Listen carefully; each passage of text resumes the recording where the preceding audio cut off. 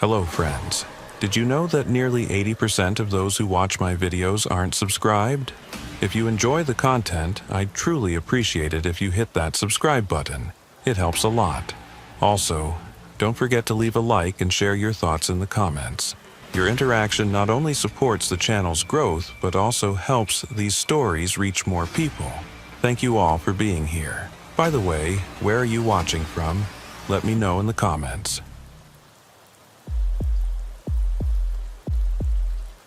The stretch of US 281 between Falfurrias and Alice is about as empty as Texas gets. Mesquite scrub on both sides, heat shimmer rising off black asphalt, and maybe one car every 20 minutes if you're lucky. I've been working this corridor for the Texas Highway Patrol for going on 6 years now, and I can tell you the loneliness out here gets to some people. Not me, though. I like the quiet. Gives you time to think. My name's Reeves Mallory, and on the night this happened, I was running a standard patrol shift. 3 in the morning, dead of summer, temperature still hovering around 90, even with the sun long gone. The air conditioning in my cruiser was working overtime, and I had the radio turned down low, just static, and the occasional call from dispatch that wasn't meant for me.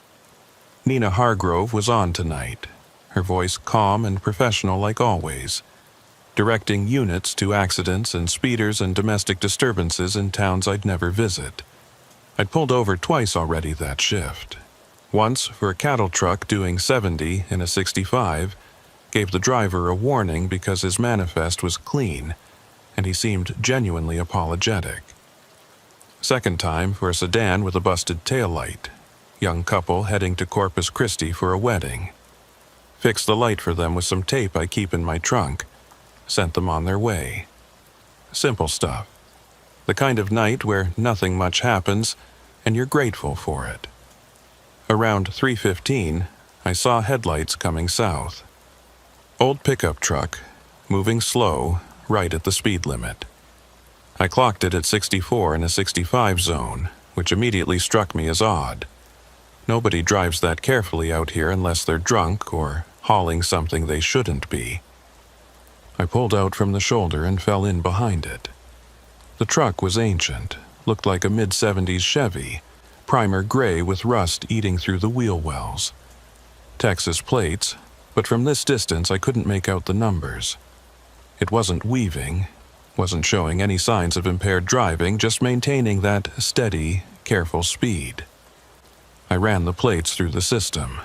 The computer took longer than usual to respond, and when it finally did, the screen showed something I'd never seen before. The plate came back registered to a 1974 Chevrolet C10, reported stolen in 2004, 20 years ago. But the notation said the case had been closed, vehicle recovered and destroyed in 2006. So either someone had fabricated this plate, or the system had bad data. Or I was looking at a truck that shouldn't exist. I hit my lights.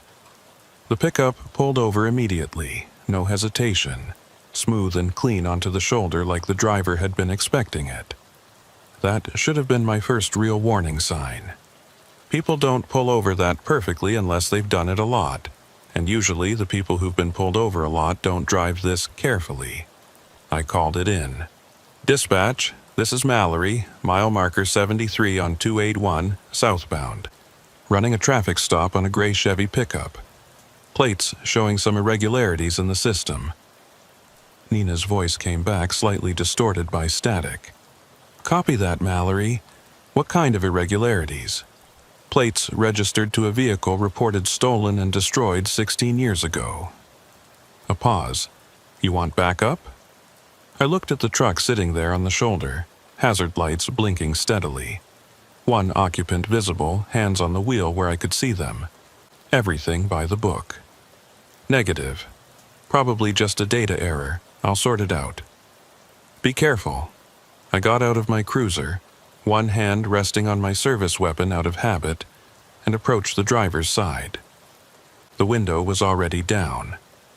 Inside, I could see a man, maybe mid-40s, wearing a faded denim shirt and a gimme cap from some feed store I didn't recognize, He had his license and registration ready, holding them out the window before I even asked. "Evening," I said.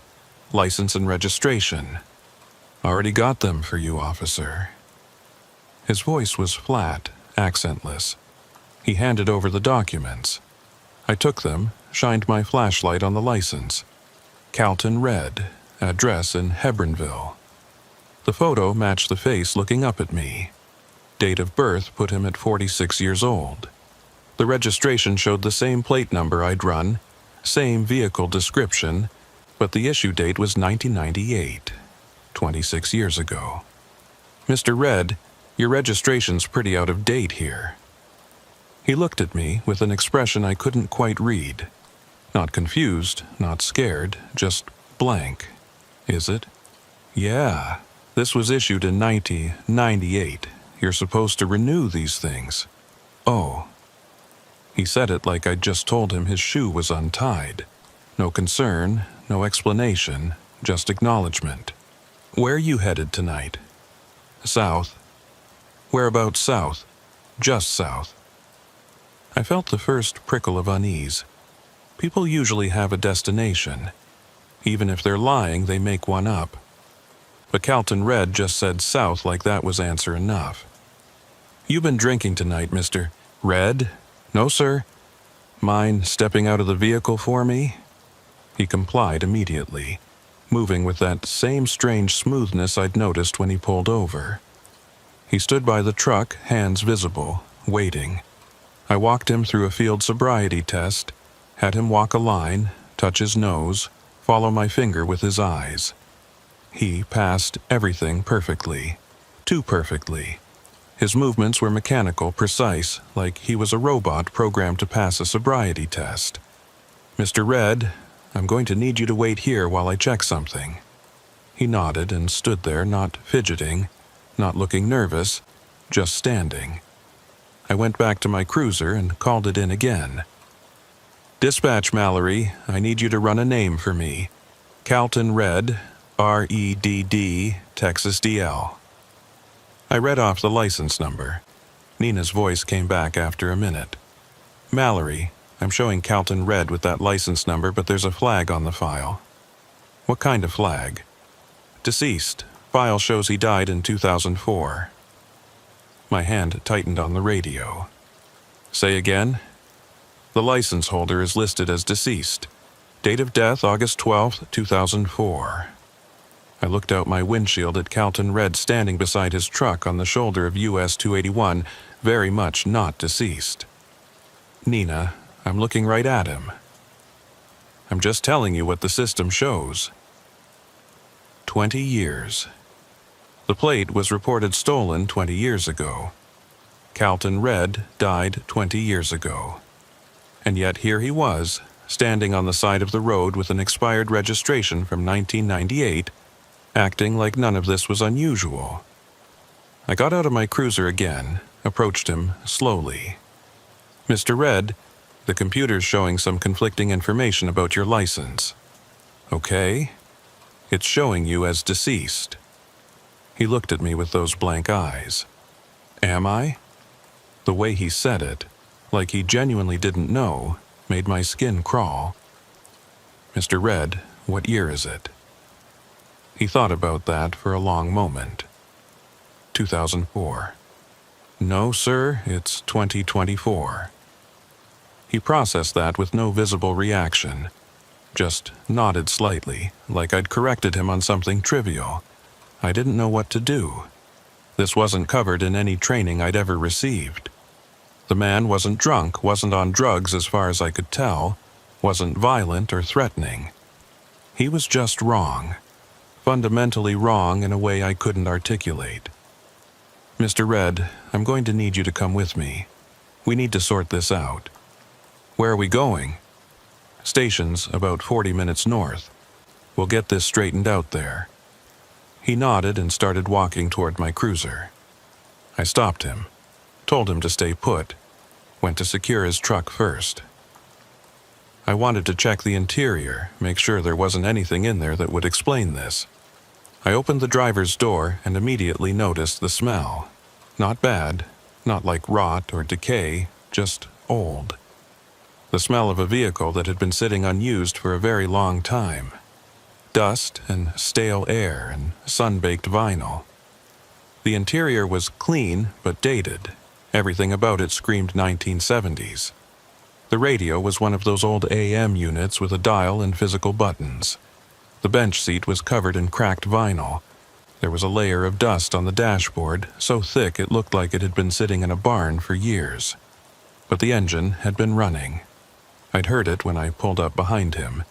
It had been running and driving and operating like a normal vehicle. I checked the glove box. Inside was the registration I'd already seen. A map of Texas so old the paper was yellowing, and a Polaroid photograph. I picked up the photo, held it in my flashlight beam. It showed a man standing beside the gray Chevy pickup. The man was younger than Calton Red appeared now, maybe in his 20s, but it was definitely the same person. Same face, same build. He was smiling in the photo, one hand resting on the truck's hood, and in the background I could see a gas station that looked like it hadn't existed since the 80s. Written on the white border of the Polaroid in faded blue ink was, "Me and my truck, 1998. 26 years ago. I closed the glove box and backed out of the truck, suddenly wanting to be away from it, away from the smell of old time trapped inside. I looked at Calton Red standing beside my cruiser, patient and blank, and I made a decision. "Mr. Red, I'm going to follow you home. Lead the way." He looked confused for the first time. "Home? Yeah, your address in Hebronville. I'll follow you there, make sure you get back safe, and we can sort this out in the morning with the DMV."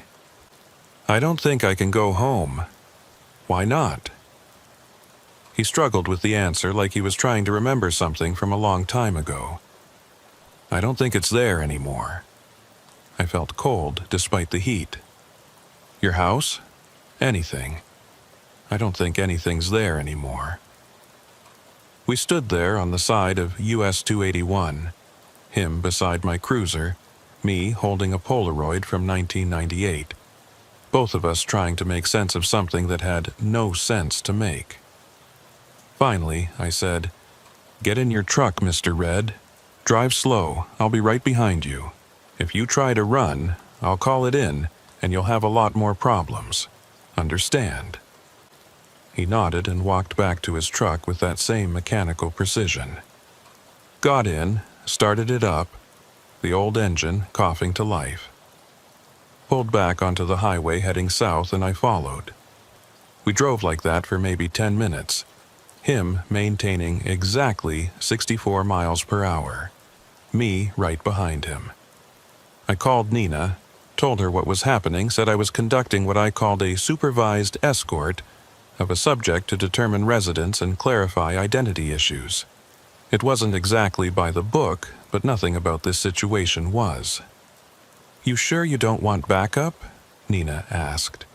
"I'm sure. Just keep this channel open, and if I don't check in every 10 minutes, send someone." "Copy that." We passed mile marker 62, 61, 60. Empty highway, just his taillights ahead of me, and the yellow line disappearing under my hood. The radio crackled with other units checking in from other parts of the district. Normal stuff. Routine calls. The world was going on like usual everywhere except here on this particular stretch of road with this particular truck. At mile marker 59, something changed. The truck's taillights flickered. Not like a bulb dying, but like they glitched. Like they skipped a frame. I blinked, wondering if I'd imagined it. But then it happened again. The whole truck seemed to flicker just for a fraction of a second, there and then not quite there, and then there again. I grabbed my radio. "Dispatch, Mallory, I'm seeing something strange with the subject vehicle." Define strange. How could I define it? The lights are flickering, the whole vehicle looks like it's, I don't know, losing signal. Losing signal? "Mallory, are you okay?" I didn't get a chance to answer because that's when my dash cam died. Just went black. No warning, no gradual failure. Just instant darkness where the recording light had been. Same with my body cam. The little red indicator light that showed it was recording just went out. Nina, my cameras just failed. Both of them. What? And then the truck in front of me was gone. Not slowly, not like it drove away or turned off. Just gone. Instant. 1 second, I was looking at its taillights, and the next I was looking at empty highway, stretching into darkness.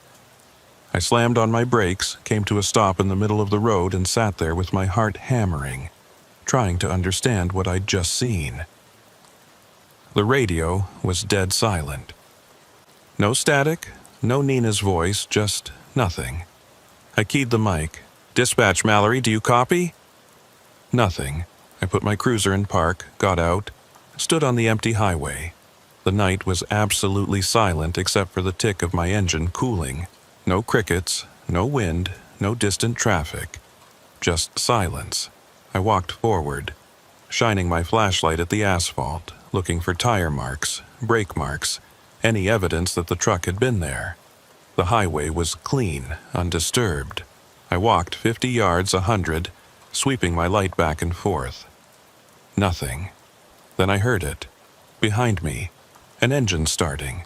The same rough idle of that old Chevy. I spun around, and there it was, right where it had been when I first pulled it over, sitting on the shoulder at mile marker 73. Hazard lights blinking. Like we'd never left. Like the last 20 minutes had never happened. I walked back to it slowly, flashlight up, hand on my weapon. Got to the driver's window. Empty. The truck was empty. No Calton Red, no driver. Just an empty cab with the engine running and the hazards flashing. I pulled my radio, tried again. This time it worked. Nina's voice came through immediately. "Mallory, you there? You stopped checking in." "Yeah, I'm here." "I'm at mile marker 73. The truck is back." "Back? I show you never left that location." "Nina, I followed this guy for 10 minutes south. We were at mile marker 59. You heard me radio that in." A long pause. "Mallory, the last transmission I have from you is from 17 minutes ago when you called in the initial stop at 73. Nothing since then. I was about to send a unit." I looked at my watch, looked at the timestamp on my cruiser's computer. She was right. According to every clock I could see, no time had passed.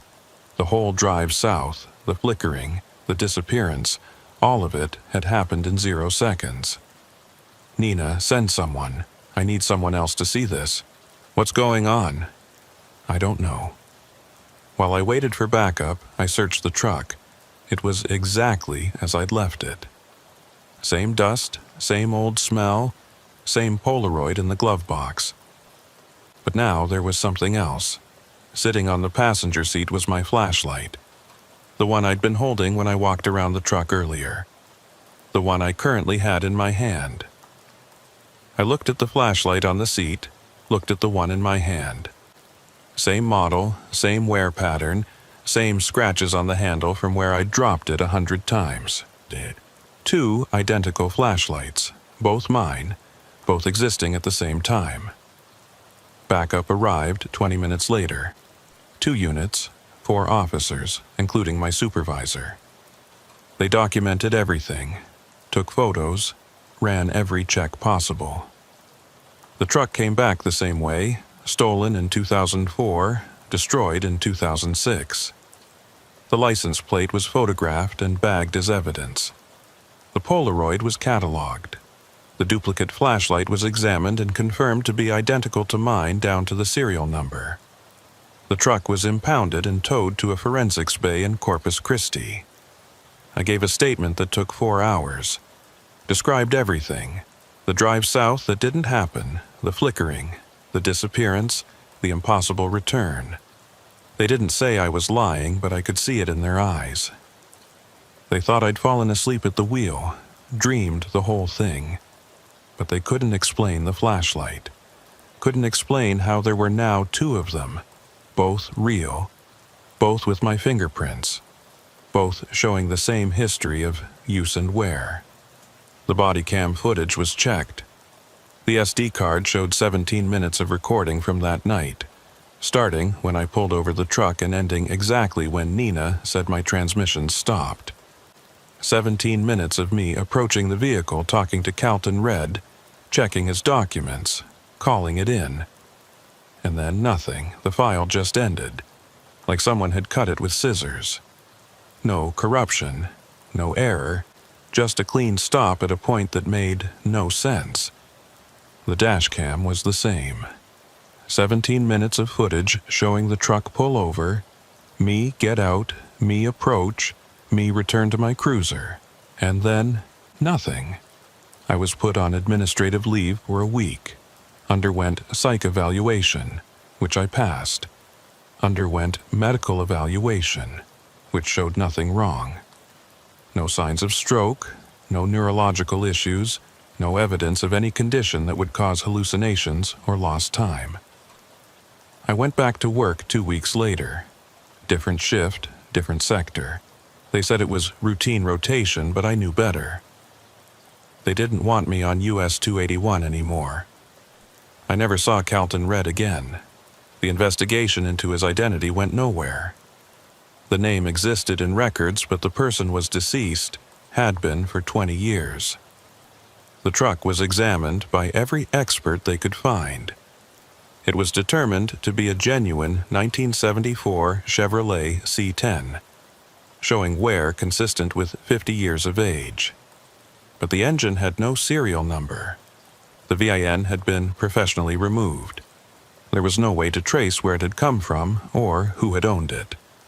Eventually, it was destroyed, crushed, and melted down.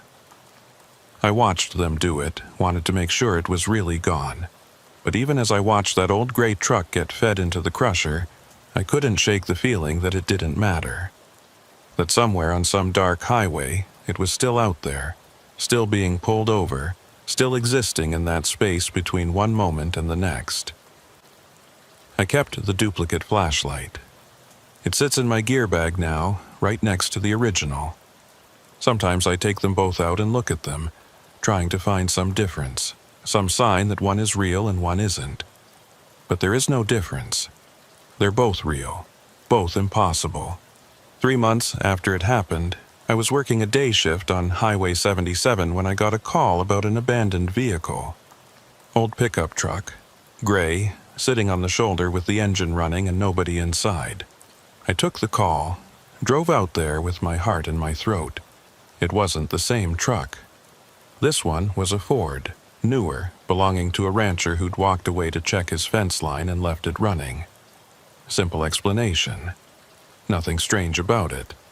But for those 5 minutes between getting the call and arriving on scene, I was back on US 281 at 3 in the morning, watching taillights flicker and disappear, feeling time fold in on itself. I still work for the Texas Highway Patrol, still pull over speeders and check licenses and write tickets, but I don't work nights anymore. Can't bring myself to do it. Because sometimes when I'm driving home after shift, when the sun's going down and the heat's still rising off the asphalt, I see them. Old trucks, mostly. Gray or primer-colored or rust-eaten, driving just under the speed limit, being too careful. And I let them pass. I watch them go, watch their taillights disappear into the distance, and I don't follow. Because some stops aren't meant to be made. Some vehicles aren't meant to be pulled over. And some moments in time don't want to be remembered, don't want to be recorded, don't want to exist anywhere except in that space between one heartbeat and the next where the cameras stop working and the radio goes dead, and you're alone with something that shouldn't be there but is. I still have the Polaroid. They let me keep it after the investigation closed.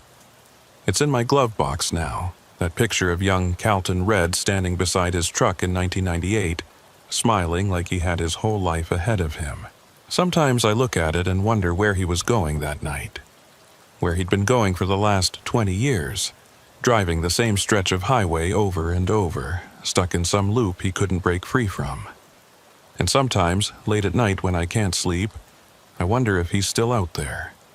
Still driving south on US 281, hands at 10 and 2, speed exactly 64 in a 65 zone, waiting for someone to pull him over, to ask him where he's going, to tell him what year it really is.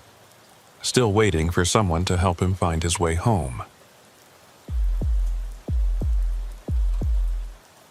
The FM roads in West Texas are a different kind of lonely. Not like the interstate where you've got other traffic, other people. Out here on the farm to market routes you can go hours without seeing another soul. Just you and the mesquite and the oil pumps nodding their heads like they're agreeing with something you can't hear. I'm Dane Huxley, been with the Texas Highway Patrol for 11 years now, working the territory between Fort Stockton and Marathon. It's mostly ranches and oil fields out here, population measured in single digits per square mile. The kind of place where everyone knows everyone, and strangers stick out like blood on white paint. It was October, that time of year when the heat finally breaks but hasn't quite let go. Still hitting 90 during the day, dropping to 60 at night. I was running patrol on FM 23.1, one of those roads that goes from nowhere to nowhere, connecting ranch gates and oil access points. Not much reason for anyone to be out here unless they lived here or worked here. Around 10 at night, I spotted the hazard lights. Quarter mile ahead, right side of the road, a dark sedan with its flashers going. Not moving, just sitting there. I slowed down, called it in. Dispatch Huxley, I've got a vehicle with hazards on FM 23.1 about 3 miles south of the junction. Running a check. The dispatcher was a guy named Morton, been doing this job longer than I'd been alive. His voice came back scratchy but clear. Copy that, Huxley. Need backup? Negative. Looks like a simple breakdown. I pulled up behind the sedan, left my light bar off, but kept my spotlight ready. The car was a dark blue Honda Accord, maybe 5 or 6 years old. Clean, except for the usual dust you get out here. Texas plates. No visible damage, no flat tires, just sitting there with the hazards blinking. I approached the driver's side, flashlight up. Looked in the window. Empty. Both front seats, back seats, all empty. Keys in the ignition, engine off. The hazard light button was pressed in, indicators flashing their steady rhythm. But there was no driver. No note on the windshield, no sign of anyone nearby. I tried the door handle, unlocked. I opened it and immediately smelled something off. Not bad, not like death or decay, but wrong. Chemical, almost like printer toner or hot electronics. The smell you get when something electrical burns out. The interior was clean, almost too clean. No trash, no personal items, no phone charger, no sunglasses, nothing. Just empty seats and that chemical smell. I checked the glove box, registration and proof of insurance, both current. I pulled them out, shined my light on them. That's when I saw the date. The registration showed an expiration of October 2026. 2 years from now, I looked at it again, thinking I'd misread. But no. October 15th, 2026. The issue date was October 15th, 2024, which was yesterday. The car had been registered yesterday for a 2-year period that extended into a date that hadn't happened yet. I checked the insurance card. Same thing. Policy period from October 14th, 2024 to October 14th, 2026. I felt that prickle you get when something's wrong but you can't quite put your finger on what. Stood there holding documents dated for tomorrow and beyond, looking at an empty car with its hazards on in the middle of nowhere. The registration showed the owner as Michael Torres, address in Alpine. I called it in, gave Morton the information, asked him to run the name and plate. While I waited, I searched the rest of the car. Trunk was empty except for a spare tire and a jack, both looking brand new, never used. Back seats were spotless. Not a scuff mark, not a stain, nothing. Under the seats I found something odd. Not odd in what it was, but in what it meant. A receipt from a gas station in Marfa, dated October 16th, 2024. The day after tomorrow. Morton came back on the radio. "Huxley, I'm showing that plate registered to a Michael Torres in Alpine, but there's something weird. The registration was just filed. System shows it went through at 11:45 this morning." "What about the vehicle history?" "Nothing. This is the first registration for this VIN. Brand new vehicle, apparently." "What about Michael Torres? You got a phone number?" "Working on it. Give me a minute." I stood there looking at the Accord, trying to make sense of it. Brand new car. Registration from tomorrow. Receipt from the day after tomorrow. Sitting on the side of an empty FM road with its hazards on, and nobody inside. Morton came back. "Got a number for Torres. You want me to try it?" "Yeah, see if we can figure out what's going on." I waited, listening to the click and static of Morton making the call. After a minute, he came back. "No answer. Goes straight to voicemail." "All right, I'm going to have it towed. Get it off the road. Can you send Virgil out here? He's going to love that. Middle of the night, middle of nowhere. Tell him I'll buy him breakfast." "You're buying me breakfast too for making me call him." Virgil Boone ran the only tow service within 50 miles. He was a good guy, old cowboy type, who'd done every job you could do in West Texas before settling on towing. He showed up 40 minutes later in his flatbed, country music playing from the cab loud enough that I could hear it before I could see his headlights. He climbed out, looked at the Honda, looked at me. "Dane Huxley, you got me out of bed for a sedan?" "Sorry, Virgil, something's weird about this one." "Weird how?" I showed him the registration, the receipt. Watched his expression change from annoyed to confused to concerned. "These dates are wrong," he said. "I know. Printer error, maybe?" "Maybe." But we both knew it wasn't a printer error. Documents from two different sources, both showing dates that hadn't happened yet. That wasn't a glitch. That was something else. Virgil hooked up the Honda and loaded it onto his flatbed. As he was securing it, he stopped and looked at me. "Dane, you hear that?" I listened. At first, I didn't hear anything except the usual night sounds. Wind through the mesquite, distant oil pump, Virgil's diesel engine idling. Then I caught it. A metallic sound, like a car door opening. The particular creak and click of a latch releasing. We both looked at the Honda. All doors were closed. We'd made sure of that before loading it. The sound came again. Definitely a car door. Opening and closing. But the Honda wasn't moving, wasn't showing any sign of activity. All four doors visibly shut. "That's not coming from the car," Virgil said quietly. "Where's it coming from?" He pointed into the darkness west of the road. "Out there." We stood there listening. The sound repeated every 30 seconds or so.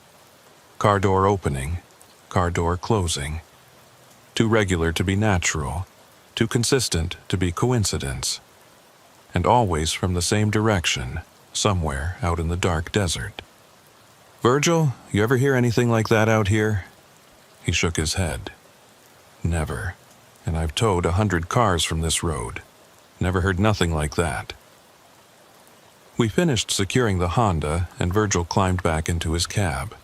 "Where you want me to take it?"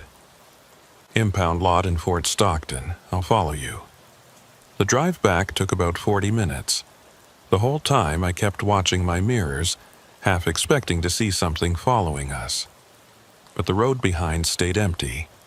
At the impound lot, we unloaded the Honda, and I did one more thorough search. Found nothing new. Same clean interior. Same chemical smell. Same impossible dates on the documents. I locked it up, Told the lot attendant to keep it secure until we could track down the owner. By the time I finished the paperwork, it was after midnight. I drove out to the Saguaro Motor Inn on the edge of town, the only place open this late. Elsie Moran was working the desk, reading a romance novel and looking bored. "Dane Huxley, what brings you in at this hour? Need to ask you something. You had anyone check in today driving a dark blue Honda Accord?" She thought about it. "Don't think so. We only had 3 check-ins today, 2 families and a salesman. The salesman was driving a Ford." "What about Michael Torres? That name mean anything?" "Nope. Why?"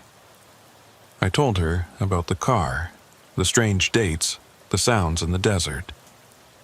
She listened with the kind of patient attention you develop after years of working night desk at a small-town motel, where everyone's got a story and most of them are strange. "You know what's weird?" she said when I finished. "About a week ago, I had a guy come in asking about that same stretch of FM 2315. Wanted to know if anyone had reported anything unusual out there." "What kind of unusual?" "He didn't say exactly, just unusual. He said he was a researcher, studying anomalies or something. I thought he was one of those UFO people we get sometimes." "You get his name?" She checked her logbook. "Here it is, checked on October 9th, checked out October 11th. Name was James Cordero, paid cash." "He say anything else?" "Just asked about the road. I told him there's nothing out there but ranch gates and oil equipment." He seemed disappointed. I thanked her and headed home, but I couldn't sleep. Kept thinking about those dates, about that sound in the darkness, about a car sitting on the side of the road with its hazards on and nobody inside. The next morning, I went back to the impound lot. Wanted another look at the Honda in daylight. The attendant let me in, and I walked over to where we'd parked it. The car was exactly as I'd left it. Same position, same everything. I looked through the windows, confirmed it was still empty, still clean, still showing no signs of ever being used. Then I saw something I'd missed before. On the passenger seat, partially hidden by the shadow of the headrest, was a phone. I tried the doors, still unlocked, same as last night. Reached in and grabbed the phone. It was an iPhone, newer model, screen cracked across one corner. I pressed the power button. The screen lit up, showing a lock screen with a photo of a man standing in front of a desert landscape. The timestamp in the corner showed 3:47 p.m., October 16th, 2024, the day after tomorrow. I tried to unlock it, but it needed a passcode. I bagged it as evidence, logged it, took it back to my vehicle. Called Morton. Asked him to contact Apple, see if we could get into it with a warrant based on the abandoned vehicle. That process took 3 days. By the time we got into the phone, it was October 17th. The dates on the registration had passed. We were now in the future those documents had been describing. The phone belonged to Michael Torres, confirmed by the data inside. The last messages showed a conversation with someone named Elena, dated October 16th. Just 2 days ago from our current perspective, but when I'd found the phone, that date had been in the future. The messages were strange.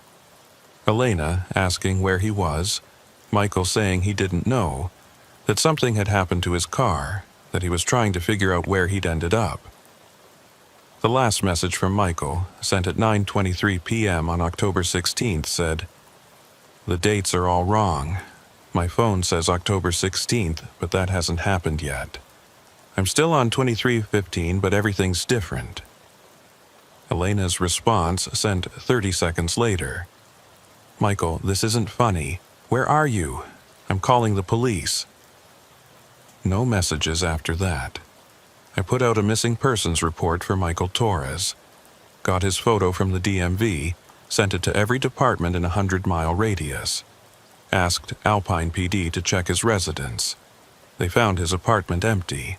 No signs of struggle, no indication he'd packed for a trip, but no Michael Torres. His car, according to his apartment manager, was a dark blue Honda Accord. He'd left in it 3 days ago, on October 14th, said he was going for a drive to clear his head. That was the last anyone saw of him. Over the next week, I went back to FM 2315 3 times. Drove the full length of the road, stopped at every ranch gate, talked to every worker I could find. Nobody had seen Michael Torres. Nobody had seen his car before I found it.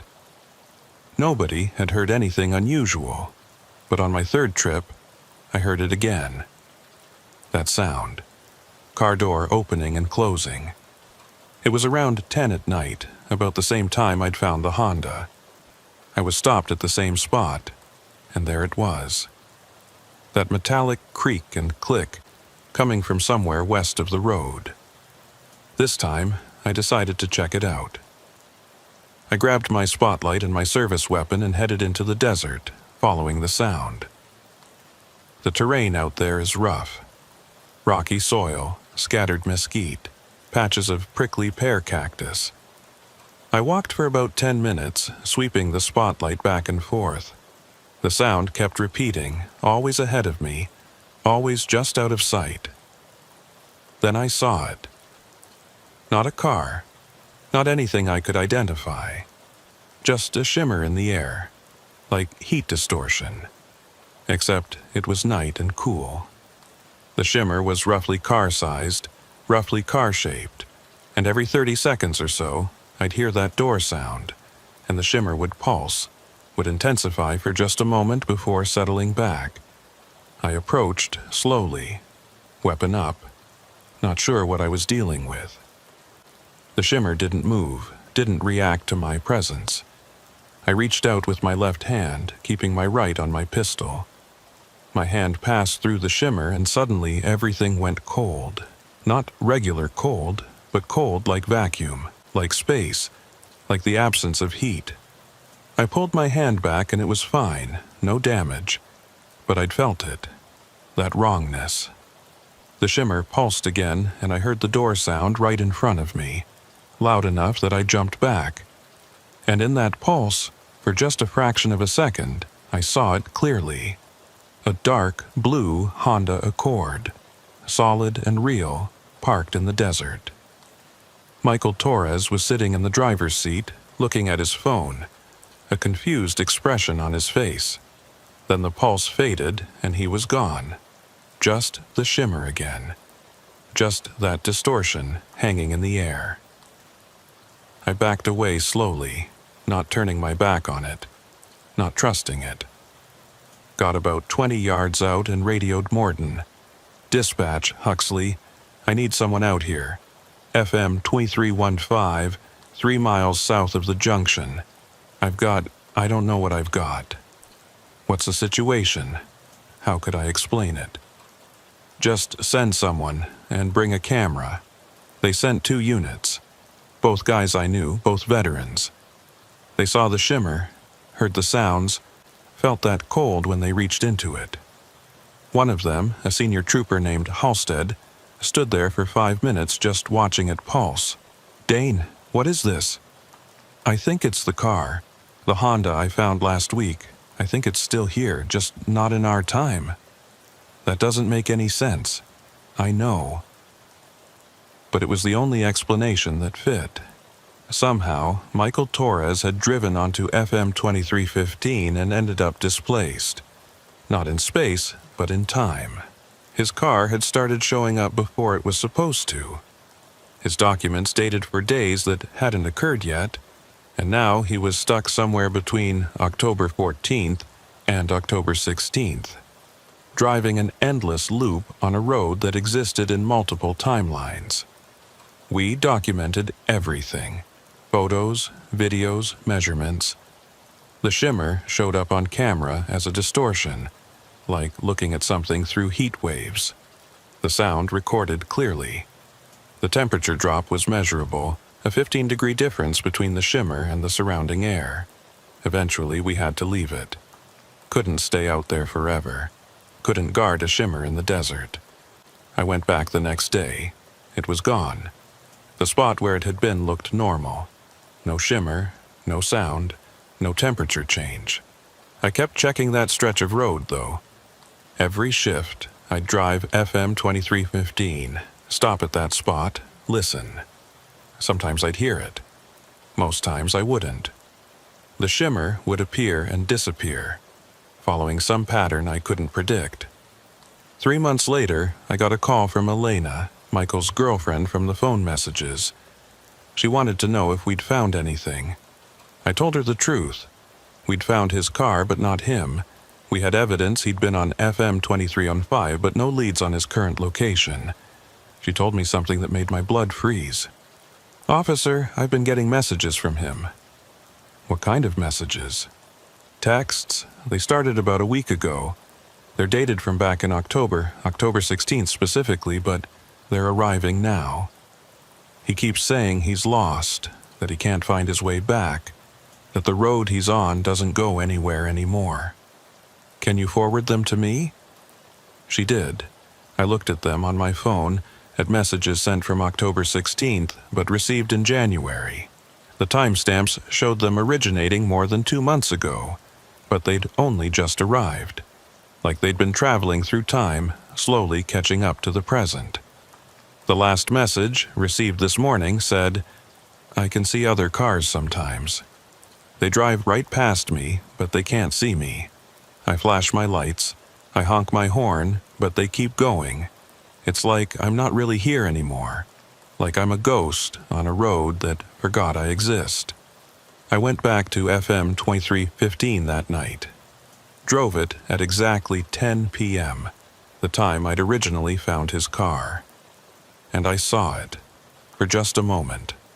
Dark blue Honda Accord, hazard lights flashing, sitting on the shoulder. I slowed down, started to pull over. It vanished. I stopped anyway, got out, stood at the spot where it had been. Called out Michael's name. No response. Just wind and darkness, and the sound, faint now, of a car door opening and closing somewhere in the distance. I still work FM 2315. Still patrol that empty stretch of road. And sometimes, late at night when I'm the only person for miles, I see it. Hazard lights flashing in my peripheral vision. Gone when I look directly. A shimmer in the desert that pulses every 30 seconds. The ghost of a car that drove into the wrong moment and got stuck there. Elena stops calling after a while. The messages from Michael finally stopped coming. The investigation was officially closed, marked as a missing person with no leads. But I know where he is. He's still out there, still driving FM 2315, still trying to find his way back to a time that's moved on without him. His car registered for a future that arrived and passed.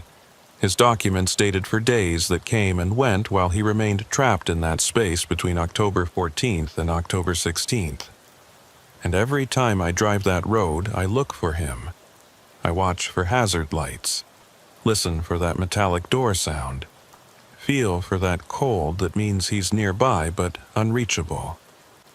Because maybe one day, the timing will line up. Maybe one day he'll flicker into existence at exactly the right moment and I'll be there to pull him back.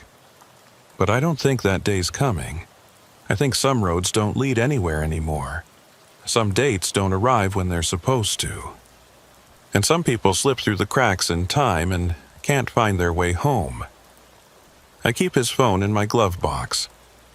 Can't bring myself to turn it in as evidence or give it back to Elena. Sometimes I look at that cracked screen, at the last messages he sent, and I wonder what he's seeing right now. If he's still confused, still trying to understand why October 16th never ends.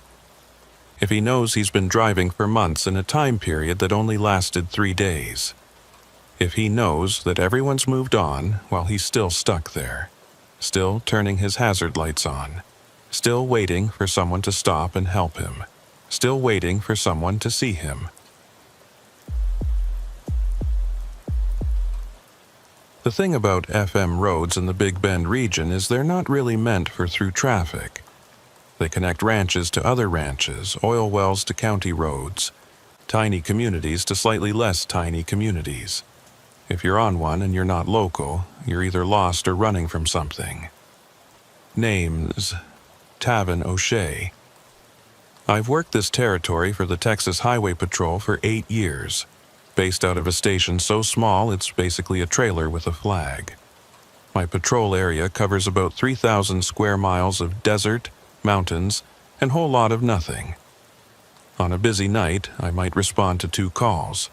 On a quiet night, I drive 400 miles and never see another human being. It was February, cold for West Texas. Temperature was dropping into the 40s at night, which doesn't sound bad until you're standing outside in wind that's come straight across 100 miles of open desert with nothing to slow it down. I was working a late shift, 9 p.m. to 5 a.m., patrolling FM 169, a stretch of road that runs through the absolute middle of nowhere between Marathon and Sanderson. Around 11:30, my radio crackled to life. Not the normal dispatch traffic, but a call coming in on the emergency channel. A woman's voice, shaky and scared. "Please, someone, anyone. If you can hear this, I need help." I grabbed my mic. "This is Texas Highway Patrol. I'm receiving you. What's your location?" "I don't know. I'm on a small road, FM something. I can't see the markers.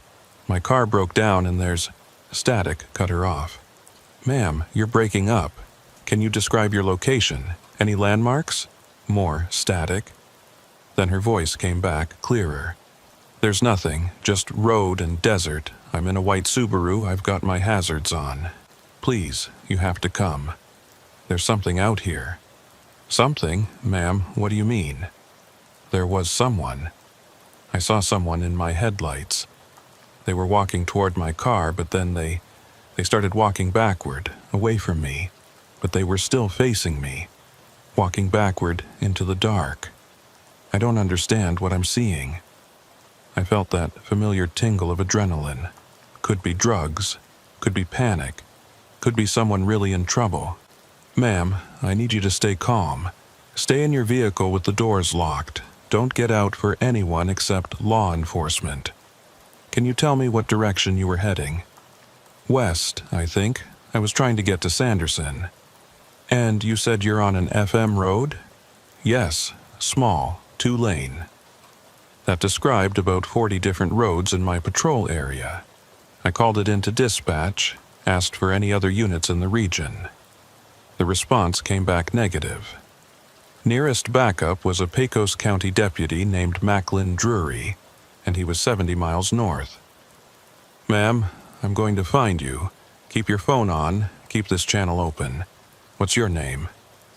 "Honora Pell." "Okay, Honora. I'm Officer Tavin O'Shea with the Highway Patrol. I'm on FM 169 right now. Is there any chance you're on this road?" A pause. "I don't know. The sign was dark when I passed it." "What can you see around you right now?" "Nothing. It's completely dark. No lights anywhere. I think I'm at least 10 miles from anything." "Okay. Can you try starting your car?" I heard the sound of her trying the ignition. The engine turned over but wouldn't catch. "It's not starting. It just died on me. All the dashboard lights came on at once and then everything went dark." "All right, I want you to stay put. I'm going to drive west on 169 and I need you to keep talking to me. If you hear an engine or see headlights, let me know immediately." Okay, please hurry." I accelerated, pushing my cruiser up to 80 on the empty road. The headlights cut through the darkness, illuminating endless desert scrub. I kept scanning for any sign of another vehicle, any hazard lights, anything. "Honora, you still with me?" "I'm here." Her voice was tight with fear. "Tell me about this person you saw. The one walking backward." I thought it was someone who needed help at first. They were just standing there on the side of the road, maybe 50 yards ahead. I slowed down because I thought they might be hurt, but when my headlights hit them, they started moving. Not toward me, they were walking backward, away from the car. but still facing me, like they were watching me while they moved away. Their arms were at their sides and they weren't turning around, just stepping backward. Perfectly smooth and fast, too fast. Could you see what they looked like? Not really. The light only caught them for a few seconds. Tall, I think, wearing dark clothes, but the way they moved was wrong. Nobody moves like that. I checked my odometer. I'd driven 12 miles west. Nothing. Empty road stretching ahead. Honora, I need you to flash your high beams. 3 long flashes, pause 3 more. I watched the darkness ahead. Nothing. I did it. Did you see? No, not yet. I'm going to keep driving west. You keep that radio on. I drove another 8 miles. Called Macklin Drury, asked him to approach from the north, cover some of the side roads that branched off the main FM routes. He copied, said he was en route. Then Honora's voice came back, urgent. It's back, the figure. I can see it in my rearview mirror. It's standing behind my car now. How far behind you? Maybe 20 feet, just standing there. Not moving, just standing. Can you describe it now? It's too dark, but it's tall. Really tall. Taller than anyone should be. And its arms are too long. Oh God, it's moving again. It's coming closer. Honora, do not get out of the car. Keep your doors locked. It's right behind me now. Right behind the car. I can't see it in the mirror anymore because it's too close. I pushed the cruiser harder. 90 now. Dangerous on these roads, but I didn't care. Honora, talk to me. What's happening? It's at my driver's side window. I can hear it. It's touching the glass. Oh God, what does it want? Don't look at it. Keep your eyes forward. I'm coming. It's tapping on the window. Soft. Like it wants me to look. But I'm not going to look. I'm not. The radio went dead. Honora, Honora, respond. Nothing. Just static. I grabbed my radio, called dispatch. I've lost contact with the caller. Last reported position somewhere west of my current location on FM 169 or connecting roads. Subject reported a suspicious person approaching her vehicle. I need all available units. Dispatch confirmed. Started mobilizing what little they could. Out here, that meant Macklin and maybe a border patrol unit if we got lucky. I drove until FM 169 ended at a T-junction with another farm road. Stopped, looked both ways. Nothing. No white Subaru, no hazard lights, no sign of anyone. I took the right branch, headed north, scanning constantly. 5 miles up, I saw something on the shoulder. Tire tracks. Fresh, leading off the road into the desert. I stopped, got out with my spotlight. The tracks were clear in the dirt. 2 parallel lines heading west into the scrub. But they looked wrong. They weren't straight. They curved and looped, like the car had been swerving, like the driver had been trying to avoid something. I followed them on foot, spotlight sweeping the darkness. The tracks went about 50 yards and then just stopped. Didn't turn around, didn't lead to a car, just stopped. The last few feet showed deep impressions, like the car had been accelerating hard, and then nothing, like it had been lifted straight up off the ground. I called it in, reported the tire tracks, requested tracking dogs if they could get them out here. Then I walked back to my cruiser and continued searching. Found the white Subaru 20 minutes later, another 3 miles up the road. It was parked on the shoulder, hazards still flashing. I approached with my weapon drawn, spotlight on the vehicle. Empty, driver's door was open, keys still in the ignition. The dome light was on, illuminating an empty interior. Honora's phone was on the passenger seat, screen showing our disconnected call. Her purse was on the driver's seat, wallet inside with her ID. Honora Pell, address in Fort Stockton, 34 years old. The photo showed a woman with dark hair and a serious expression. but no Honora. I searched the area around the car. No footprints, no signs of struggle, nothing. It was like she'd simply vanished from the driver's seat. The only unusual thing was the driver's window.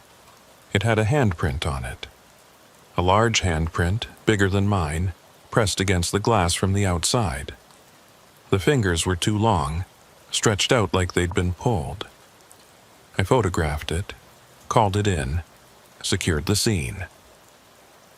Macklin arrived 40 minutes later with a deputy from Terrell County. We conducted a grid search of the surrounding area, found nothing. When the sun came up, we searched again. That's when we found the tire tracks. Not from the Subaru, but from earlier. The same tracks I'd followed before, the ones that had stopped in the middle of nowhere. In daylight, we could see them more clearly. They weren't normal tire tracks. The pattern was too regular, too perfect, and the way they ended was impossible. The tracks curved back on themselves, forming a tight loop. The last few impressions overlapping the first ones, like the car had driven in a circle and then somehow folded in on itself. Macklin stood there looking at them with an expression I'd never seen on him before. He'd been doing this job for 20 years, seen plenty of strange things in the desert. This was different. Taven, this doesn't make any physical sense. I know. A car can't leave tracks like this. The physics don't work. We brought in a tracking specialist from Alpine. He looked at the tracks, took measurements, photographs, soil samples. His report concluded that the tracks were genuine, made by a vehicle matching the Subaru's tires, but that the pattern was inconsistent with normal driving behavior. The loopback formation suggested the vehicle had somehow traveled in two directions simultaneously, or had repeated the same path multiple times while only leaving one set of tracks.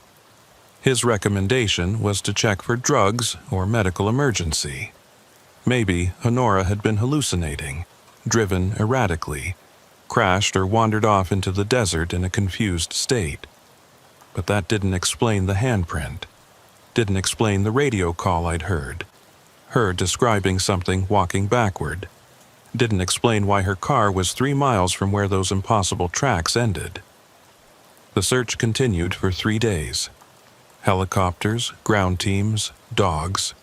We covered 100 square miles, found nothing. No body, no clothing, no sign of Honora Pell anywhere. Her family came down from Fort Stockton. I had to tell them I'd heard her voice, had been driving to reach her, but lost contact. Her mother asked me what Honora had said about the figure, about the things she'd seen. I told her the truth. That Honora had described someone walking backward, moving in a way that wasn't natural. Her mother's face went pale. She told me that when Honora was 7 years old, she'd woken up one night screaming, said there was someone in her room, someone tall, standing in the corner, watching her. They'd dismissed it as a nightmare. Kids have bad dreams. But Honora had described the same thing. A figure that moved wrong, arms too long, watching but not approaching. Until it did approach. That had been 27 years ago. The family had moved to 3 different houses after that, hoping to leave the nightmares behind. Eventually, Honora had stopped talking about it, stopped seeing it. Grew up, got a job, lived a normal life. Until one night on a dark FM road in West Texas, it came back. I still patrol those roads, still drive FM 169 and the dozens of farm roads that branch off into the desert. And sometimes, late at night, I see them, tire tracks on the shoulder, forming impossible loops, folding back on themselves. I stop, I photograph them, I report them. They're always there when I find them, and always gone by morning, smoothed over like they'd never existed. And twice now, I've gotten calls on the emergency channel. Different women, different locations, but the same story. Car broke down. Something in the headlights walking backward, moving wrong. Both times, I drove hard trying to reach them. Both times I lost contact before I got there. Both times I found their cars empty, doors open, phones on the seat, wallets in their purses, everything except the person. And at each scene, that handprint on the window. Too large, fingers too long, pressed against the glass from the outside. The department doesn't talk about it officially. The cases are listed as missing persons, possible voluntary departure or disorientation. But those of us who work these roads, who've seen the tracks and heard the calls and found the empty cars, we know. There's something out here in the desert, something that watches from the darkness, something that walks in ways that don't make sense, something that takes people who see it. I think about Honora Pell every time I work a night shift. Wonder where she is now. If she's still alive somewhere, if she managed to escape, or if she's still in that moment, frozen in time, watching something approach her car with arms too long and movement too wrong. I keep her photo in my visor. Look at it sometimes when I'm parked on a dark stretch of road, waiting for calls that I hope won't come. Her serious expression, looking directly at the camera, unaware that someday she'd drive down a forgotten road and disappear into a darkness that doesn't follow normal rules. Last week, I got another call, same pattern. Woman stranded, something in the headlights, walking backward.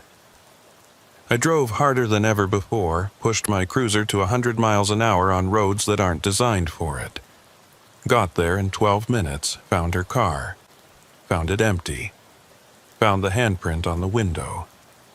But this time, I found something else. Footprints in the dust beside the car. Not the woman's. These were too large, the stride too long. They led away from the car into the desert. Each print spaced impossibly far apart. I followed them for 100 yards. They didn't waver, didn't curve, just headed straight out into the empty land. And then they changed.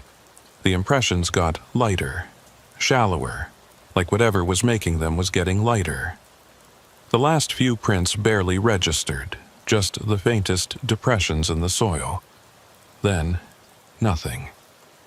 I stood there in the darkness, spotlight in hand, looking at footprints that ended in the middle of nowhere, looking at tracks that led from a woman's abandoned car to nowhere, made by something that had walked away and then simply stopped being heavy enough to leave impressions. Something that had walked backward into the dark, carrying something or someone with it, until it stopped touching the ground entirely. I still work these roads, still answer calls, still search for people who vanish in the night. But now I know what I'm looking for, and I know I'll never find them, because they're not missing.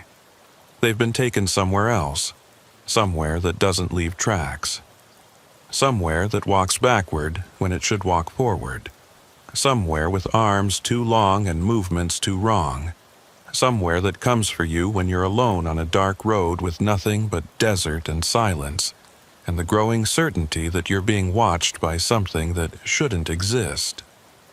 And when it comes, when you see it in your headlights walking backward away from you while still watching you, when you feel it tap on your window with fingers that are too long, you won't come back.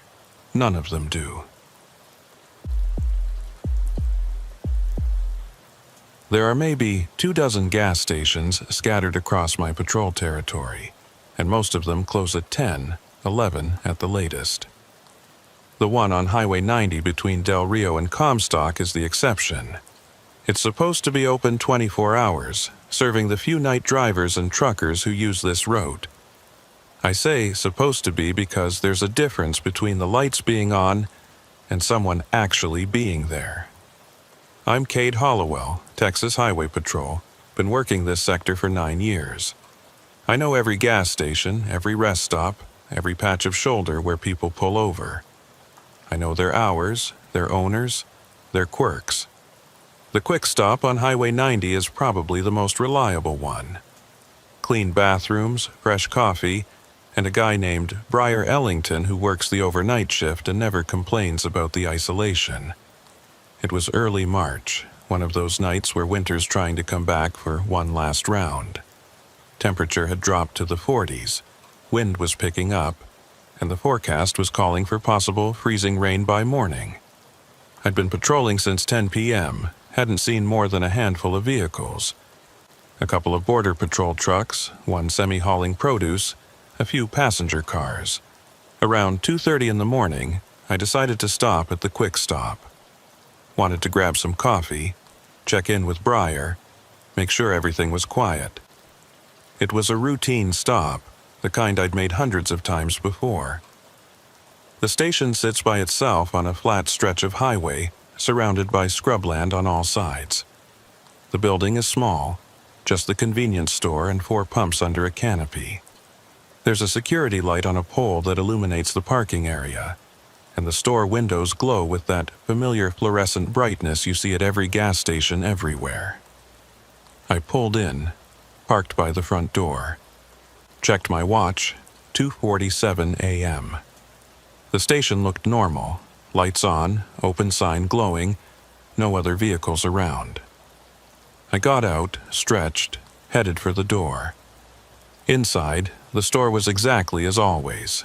Rows of snacks and drinks, a coffee station in the back, a register counter with lottery tickets behind it. And behind the counter, Briar Ellington, reading a paperback and looking half asleep. He glanced up when I came in. "Cade, slow night?" "Dead, you?" "Same. Had maybe 6 customers since midnight. You want coffee?" "Yeah, thanks." I walked to the coffee station, poured myself a cup, added cream. The clock on the wall above the coffee maker showed 2:51. I stood there for a minute, warming my hands on the cup, listening to the hum of the refrigeration units and the low murmur of a radio playing somewhere behind the counter. "You hear about the weather?" Briar called from the register. "Supposed to freeze later." "Great. Love driving on ice." I paid for the coffee. We chatted about nothing important, and I headed back out to my cruiser. Checked my watch again, 2:58.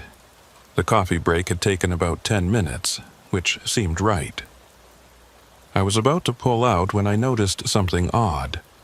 There was another highway patrol vehicle parked at the far end of the lot, partially hidden in shadow. I hadn't seen it when I arrived. I grabbed my radio, called it in. "Dispatch Hollowell, I'm at the quick stop on Highway 90.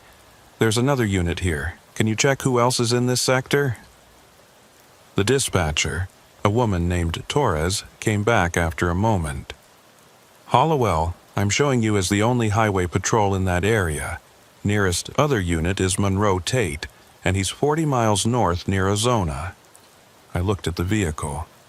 It was definitely highway patrol, same model as mine, same markings. "Torres, I'm looking right at another cruiser. Same department parked at this station." A pause. "That's not possible. Are you sure it's one of ours?" I grabbed my spotlight, shined it on the vehicle. "Texas Highway Patrol, unit number visible on the side." I read it off to Torres. Another pause, longer this time. "Cade, that unit number was decommissioned 3 years ago. The vehicle was sold at auction." I felt that familiar prickle of wrongness. "Torres, this vehicle is here. It's parked maybe 30 yards from me. I'm going to send Monroe your way. He's probably 20 minutes out." "Copy that." I got out of my cruiser, approached the mystery vehicle slowly. It was clean, well-maintained, looked like it was in active service. I looked in the windows, empty. No equipment, no paperwork, nothing.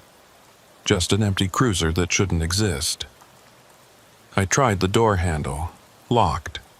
I walked around it, checking for any signs of tampering or modification. Everything looked legitimate, right down to the department decals and the light bar on top. I was about to head back inside to ask Briar if he'd seen when this vehicle arrived, when I noticed something. The security cameras. The quick stop had 3 of them. One covering the pumps, one covering the parking lot, one covering the register inside. All of them were positioned to record everything that happened at the station. I went back inside. Briar was still behind the counter, still reading his book. "Briar, you got a minute? I need to check your security footage." He looked up. "Something wrong?" "Maybe. There's another patrol car out there, and I'm trying to figure out when it arrived." He shrugged, came around the counter. There was a small office in the back with a monitor showing the camera feeds. He pulled up the recorded footage, scrolled back to when I'd arrived. "There," I said. 2:47. That's me pulling in." We watched the footage. I saw my cruiser enter the frame, park by the door, saw myself get out and walk inside. The timestamp showed 2:47:03. We watched it play forward. 3 minutes of me being inside the store, then me coming back out at 2:50:15. But there was no other vehicle in the frame. The lot was empty except for my cruiser. "Briar, rewind to before I arrived. Go back an hour." He scrolled back and we watched the footage at double speed. From 1:45 to 2:45, the lot was completely empty. No vehicles came or went. Nothing. "Cade, I don't see another car." I looked at the current live feed on the monitor. It showed my cruiser parked by the door, and nothing else. The space where the mystery vehicle was parked showed as empty on the camera. "Briar, come outside with me." We walked out together. I pointed at the patrol car. "You see that?" He followed my finger, looked at the space. "See what?" "The cruiser. Right there." He stared at the spot for a long moment. "Cade, there's nothing there." I looked at it. I could see it clearly. White with Texas Highway Patrol markings, unit number on the side, parked about 30 yards away. "Briar, I'm looking right at it." "Man, you okay? You want to sit down?" I walked toward the vehicle and Briar followed me. I reached out, put my hand on the hood. Solid, real, cold metal under my palm. "I'm touching it right now." Briar stared at my hand, which from his perspective must have looked like it was resting on empty air. "Cade, seriously, you're freaking me out." I pulled out my phone, took a picture of the cruiser, looked at the image on my screen. The photo showed the parking lot, my hand extended, but no vehicle, just empty asphalt. This was wrong on a level I couldn't process. I could see it, touch it, but cameras couldn't capture it and Briar couldn't see it. That's when I noticed the time on my phone, 2:58. I checked my watch. 2:58. I looked at the digital clock display on the cruiser's dashboard visible through the window. 2:58. "What time is it?" I asked Briar. He checked his phone. "Almost 3, 2:58. I went back inside the store, looked at the clock above the coffee maker, 2:58. Every clock I could see showed the same time, 2:58 a.m., and they weren't moving. The seconds weren't ticking forward. We were stuck at 2:58. "Briar, look at your phone. Look at the seconds." He did. His expression changed. "It's not moving. Why isn't it moving?" We stood there watching his phone, watching the time stay frozen at 2:58. No progression, no change, just stuck. Then I heard it. An engine starting. I looked outside. The mystery cruiser's lights were on now. Headlights cutting through the darkness. The engine was running. I could hear it clearly. "You hear that?" I asked Briar. "Hear what?" I walked outside. The cruiser's exhaust was visible, white vapor in the cold air. The engine sound was distinct, the particular rumble of the Crown Vic engines we used. But Briar couldn't hear it, couldn't see the exhaust, couldn't see the vehicle. I approached it again. As I got closer, I could see someone in the driver's seat. A figure in a highway patrol uniform facing forward. I couldn't make out details through the tinted window, but someone was definitely there. I knocked on the window. "Sir, I need you to step out of the vehicle." The figure didn't move, didn't respond. Just sat there, hands on the wheel, facing forward. I tried the door again. Still locked. I walked around to the passenger side, tried that door. Also locked. The figure inside never turned, never acknowledged my presence. Then, all at once, every clock started moving again. My watch ticked forward to 2:59. My phone updated to 2:59. The dashboard clock in the mystery cruiser advanced to 2:59, and the vehicle vanished. Not gradually, not like it drove away. Just gone. Instant. I was looking at it through the passenger window, seeing that figure behind the wheel, and then I was looking at empty air. Empty parking lot. No car, no engine sound, no exhaust vapor. I stood there with my hand still raised, ready to knock on a window that no longer existed. Briar came running out. "Cade, what the hell just happened? The time just jumped. My phone went from 2:58 to 2:59 all at once, like a whole minute just skipped. Did you see it? The cruiser? I saw you standing there with your hand up, like you were knocking on something, but there was nothing there." I pulled out my radio. "Dispatch, Hollowell, what time do you show?" Torres came back. "Showing 2:59 a.m. Why?" "What was the last time I checked in with you?" "Approximately 2:45 when you reported the suspicious vehicle. And since then? Nothing. You've been off radio for about 14 minutes. I looked at my watch. According to my perception, I'd been at the station for maybe 20 minutes total. But somehow, a full minute had disappeared, had been stuck at 2:58 while I'd been interacting with a vehicle that shouldn't exist. Monroe Tate arrived 15 minutes later. He's a solid guy, been with the department longer than anyone. I told him everything, showed him where the cruiser had been parked. He listened without interrupting, which I appreciated. "You said the unit number was decommissioned 3 years ago?" "That's what Torres said." "You remember who used to drive that unit?" "No idea." He pulled out his phone, made a call, talked to someone for a few minutes, then hung up. That unit was assigned to a trooper named Samuel Vickers. He worked this same sector you're working now. Where is he now? He's dead, Cade. Killed in the line of duty 3 years ago. The cold settled deeper into my bones. How did he die? Traffic stop went wrong. Late at night, out on Highway 90, about 5 miles east of here. He paused. The call came in at 2:58 in the morning.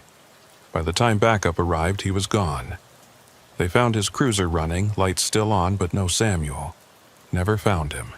Never found who he stopped or what happened. Just an empty vehicle and a timeline that didn't make sense. I looked at the spot where the mystery cruiser had been parked. "Monroe, I think I just saw him." "You saw his car." "I saw someone in the driver's seat." We stood there for a long moment, both of us looking at empty asphalt, both of us thinking about Samuel Vickers and whatever had happened to him on this stretch of highway. "I want to see the security footage," Monroe said. We went back inside. Briar pulled up the footage again, showed Monroe the hour before I arrived. Empty lot, no vehicles. Then he showed the period when I was there. My cruiser pulling in, me getting out, me walking inside. And then something Monroe noticed that I'd missed. "Stop there," he said. "Go back 5 seconds." Briar rewound the footage. Monroe pointed at the timestamp. "Look." I looked. The time code at the bottom of the footage showed 2:47:45, 2:47:46, 2:47:47. And then it jumped. Skipped directly to 2:59 a quick. The entire period where I'd been interacting with the mystery cruiser, where time had been stuck at 2:58. That whole segment was missing from the recording. "It's like it was edited out," Breyer said. "Nobody edited it," Monroe said. "This is a continuous recording, see? No splice, no cut. The timestamp just jumps. Over 11 minutes just gone." We checked the other cameras. All of them showed the same thing. The time code jumped from the late 2:47s directly to 2:59, skipping everything in between. Breyer looked shaken. "So what, we just lost 11 minutes? Just gone from existence?" "Not gone," I said. "I lived through them. I experienced that time." "But the cameras didn't record them," Monroe said. "And the clocks all stopped during it." I told him about the figure in the driver's seat, about the engine running, about how the vehicle had vanished the moment time started moving again. Monroe was quiet for a long time. Then he said, "I worked with Samuel. Good guy, solid trooper. The night he disappeared, he'd radioed in that he was stopping at this station for coffee. That was his last transmission. When we found his cruiser later, it was 5 miles east. On the shoulder, engine running, lights on. But Samuel was gone, and the timestamp on his dash cam stopped at 2:58. Just like tonight." "Yeah." Monroe looked at me. "Whatever happened to him, I think it's still happening. I think he's stuck in it. Some kind of loop, maybe. Stopping at this station over and over, always at 2:58. Always disappearing before he can get wherever he was going. The three of us stood there in the quick stop at 3 a.m, trying to understand how time could stop, how a man could disappear 3 years ago and still be showing up, still be trapped in the moment of his death. "What should I do if I see it again?" I asked. Monroe thought about that. "Don't approach it, don't interact, just observe and report. Whatever's happening, it's not something we can stop or help. Samuel's gone. What you're seeing is just an echo, a moment that keeps repeating." I went back to patrol after that, but I couldn't shake the feeling that something was wrong with the quick stop, with that stretch of highway, with the way time had simply stopped and then started again. Over the next few weeks, I made it a point to stop at the quick stop every night, always around the same time. I wanted to see if it would happen again, and on the 4th night it did. I pulled in at 2:43, went inside, got coffee from Breyer, stood there talking with him about nothing important, and then I checked my watch, 2:58. I looked at Breyer. He was frozen, not like a mannequin, not artificial, just perfectly still. His hand was raised, about to take a sip from his own coffee cup, but he wasn't moving. His eyes were open but not blinking. His chest wasn't rising and falling. He was just stopped. I walked outside. The mystery cruiser was there again, parked in the same spot. Engine running, headlights on, figure in the driver's seat. This time, I didn't approach it. I stood by my own vehicle and watched. The figure behind the wheel didn't move, just sat there, hands at 10 and 2, facing forward. I waited. 1 minute, 5 minutes, 10. Time stayed frozen at 2:58. Breyer remained motionless inside the store. The only things moving in the entire world were me and whatever was in that cruiser. Then, after exactly 11 minutes, time jumped forward to 2:59. Breyer resumed moving mid-sip. The cruiser vanished, and everything went back to normal. I went back inside. "Breyer, did you notice anything just then?" He looked confused. "Notice what? Did time feel weird, like it skipped or stopped?" He thought about it. "No, why? What time do you think it is right now?" He checked his phone. 2:59, same as it was a second ago when I looked. "When did you last check?" "Just before you came back in, about 10 seconds ago." From his perspective, no time had passed. but I'd stood outside for 11 minutes, watching time stay frozen, watching Samuel Vickers' ghost sit in a vehicle that shouldn't exist. It's been 6 months since that first night. The phenomenon happens regularly now, always at the same time, always with the same pattern. Time stops at 2:58. The cruiser appears. For 11 minutes, I'm the only person in the world experiencing time. Then everything jumps forward to 2:59. The cruiser vanishes, and nobody but me remembers it happened. I've tried different things. I've tried opening the cruiser's door during those 11 minutes, still locked. I've tried taking photos, they all show empty parking lot. I've tried talking to the figure inside, no response. I've tried being somewhere else at 2:58, doesn't matter. I still experience the frozen time, still lose those 11 minutes, even though nothing unusual seems to happen when I'm not at the quick stop. The only constant is that somewhere at 2:58 a.m. every night, Samuel Vickers is still making that stop, still pulling into the quick stop, still sitting in his cruiser, waiting for time to move forward so he can continue his patrol. But time never moves for him. He's stuck there, trapped in that minute, living it over and over while the rest of the world moves on without him. I don't tell people about it anymore. Don't file reports. Don't try to explain. Because how do you explain that you're experiencing time that nobody else experiences? How do you prove that for 11 minutes every night you're the only person in the world who's still moving? I just keep making my stops, keep getting my coffee, keep watching the parking lot.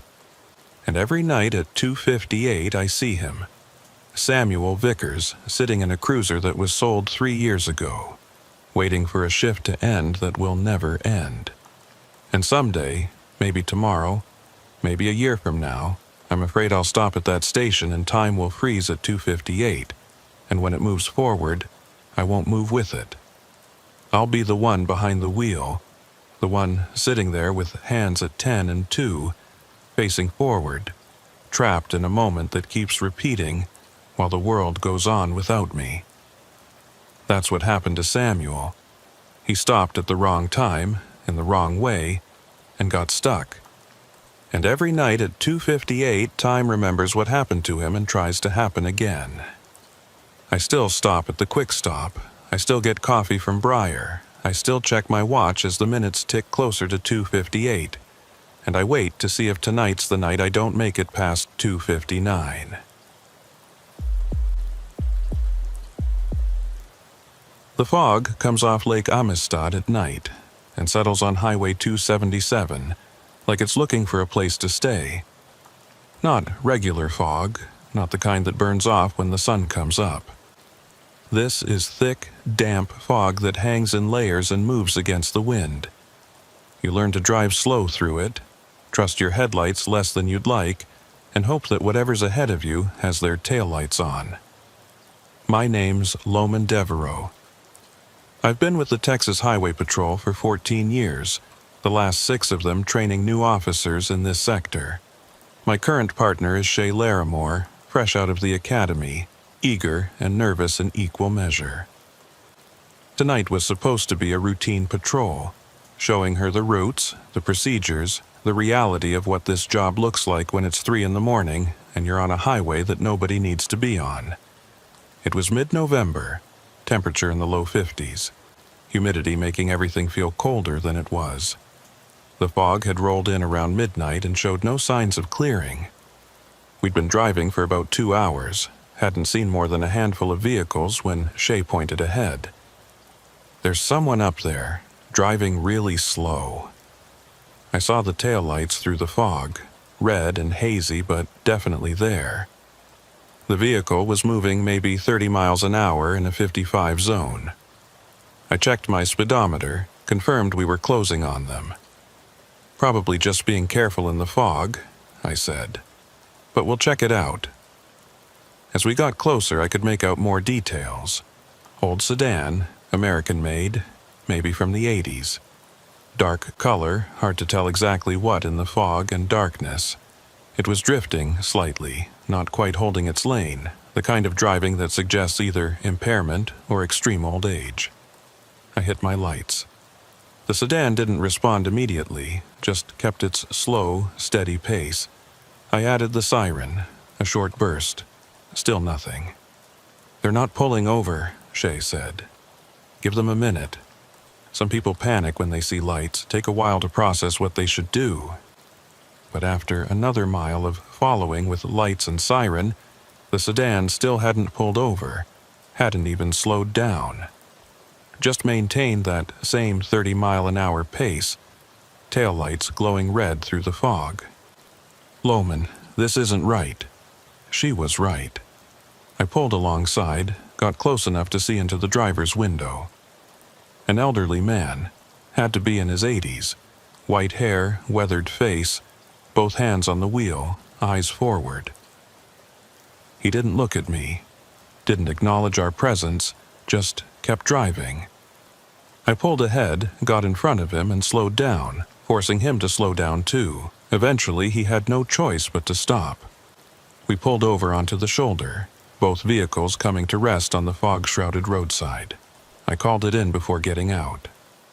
"Dispatch, Devereaux.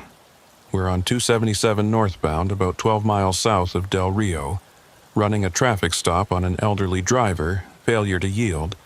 Send a tow if available, might be taking this one in." "Copy that, Devereaux. Be advised, fog is heavy across that sector. Multiple accidents reported." Acknowledged.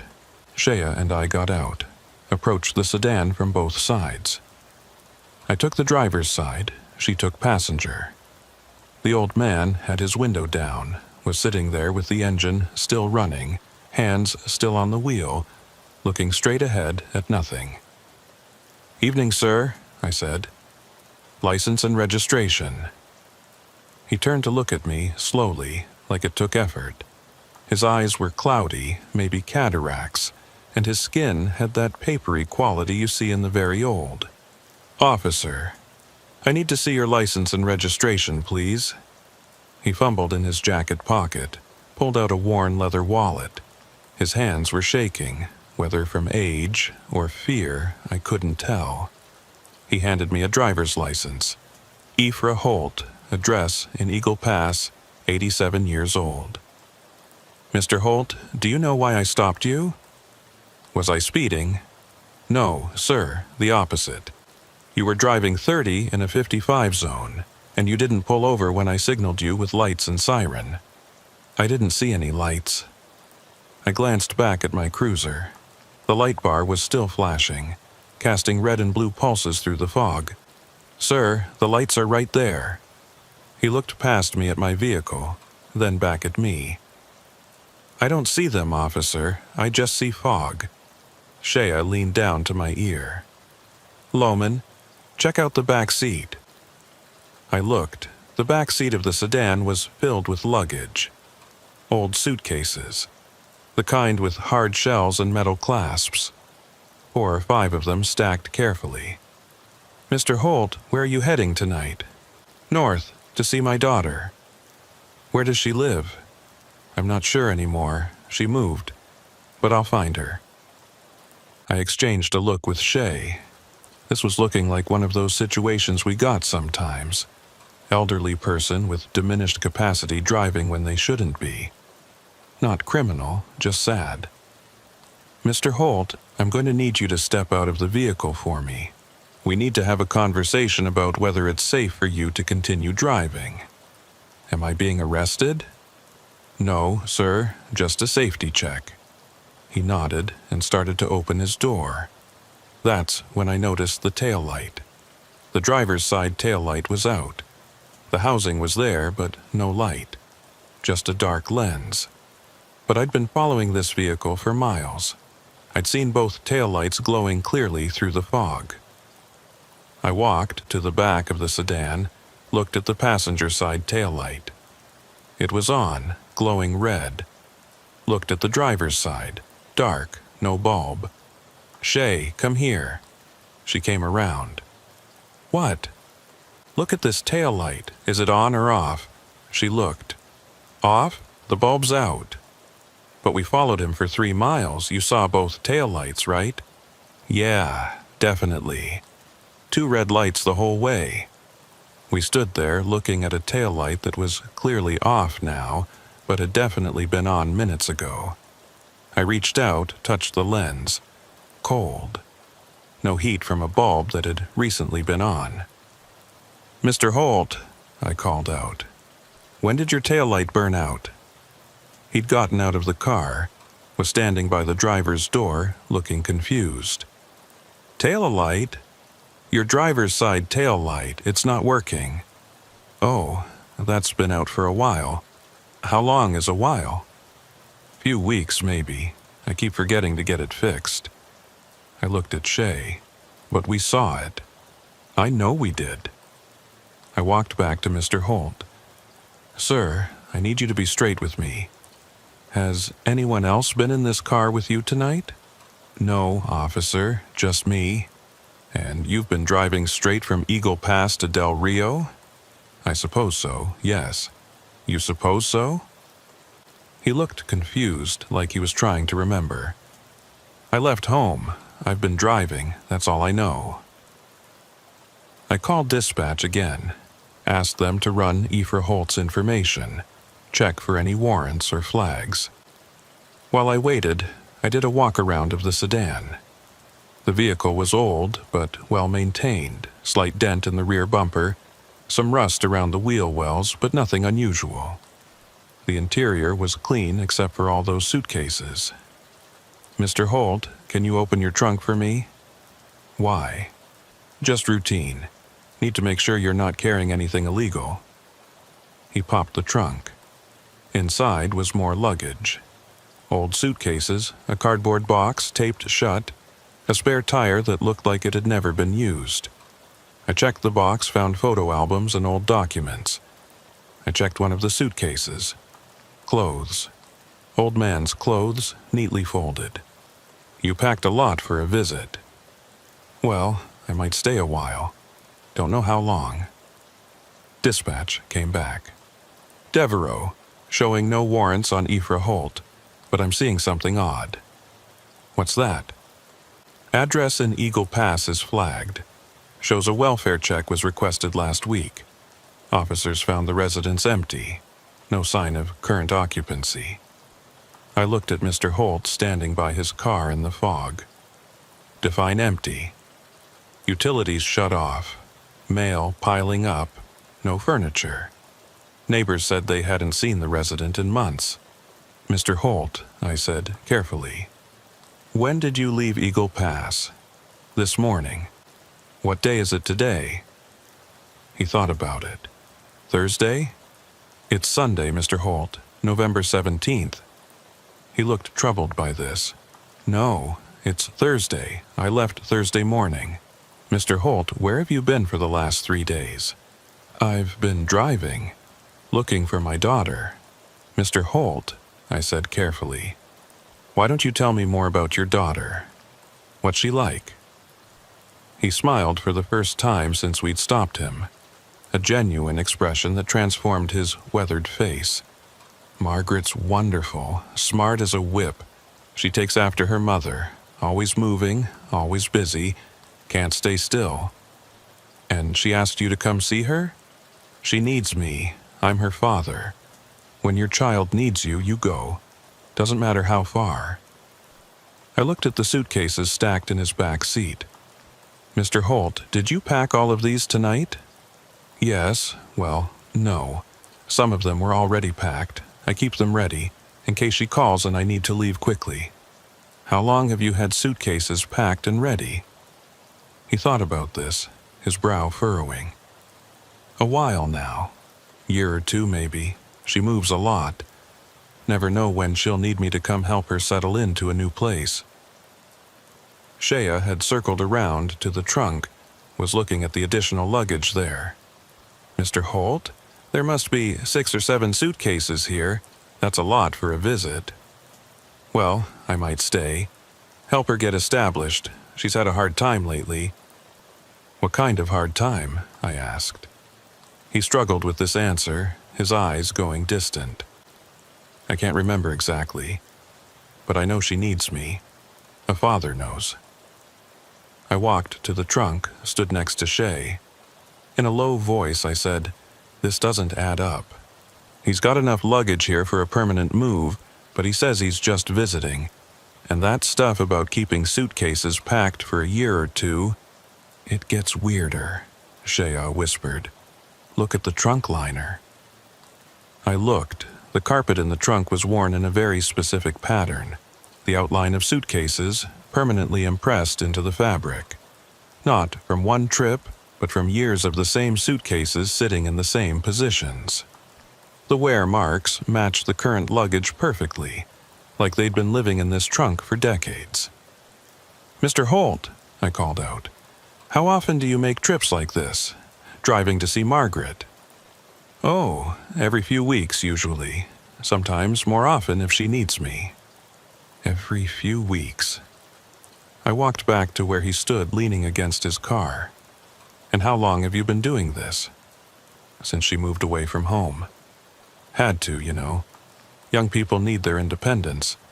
But I like to check on her, make sure she's doing all right." "When did she move away?" Another struggle, another distant look.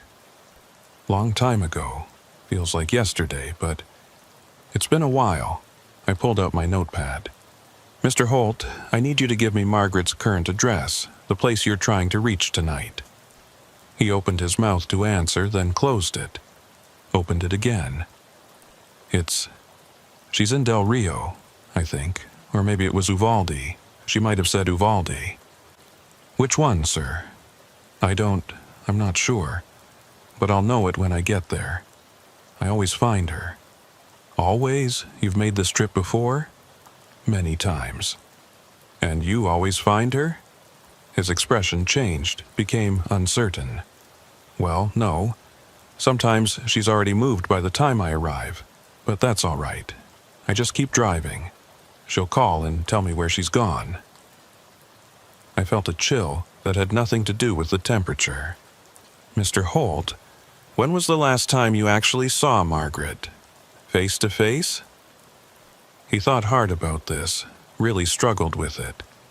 His hands were shaking more now, and I couldn't tell if it was age or emotion or fear. There was Christmas. We had Christmas together. This past Christmas? No, before that, the one before. 2 years ago? Maybe. Or 3. Time moves strange when you're old. But we had Christmas together, I remember that. She made ham, her mother's recipe. What about since then? Have you seen her since that Christmas? I must have. I drive to see her all the time. But do you remember actually seeing her? Talking to her in person? His face went through a series of expressions. Confusion, concentration, fear, and finally something like despair. I remember driving. I remember packing these suitcases and getting in the car and driving. I remember her addresses. She's lived in so many places. Del Rio, Uvalde, Bracketville, Eagle Pass, back to Del Rio. I go to the addresses she gives me, but what, Mr. Holt? She's never there. He said it quietly, like he was admitting something shameful. I get to the address and knock on the door, and strangers answer. They say they don't know any Margaret. They say I have the wrong house, so I drive to the next address. And the next, and she's never there. The fog seemed to close in tighter around us. I could hear it in the silence that followed his words, the weight of years of futile searching, of endless drives to nowhere. "Mr. Holt, when did Margaret give you these addresses?" "She calls, leaves messages. I write them down and I go. Do you still have the messages? Can I hear them?"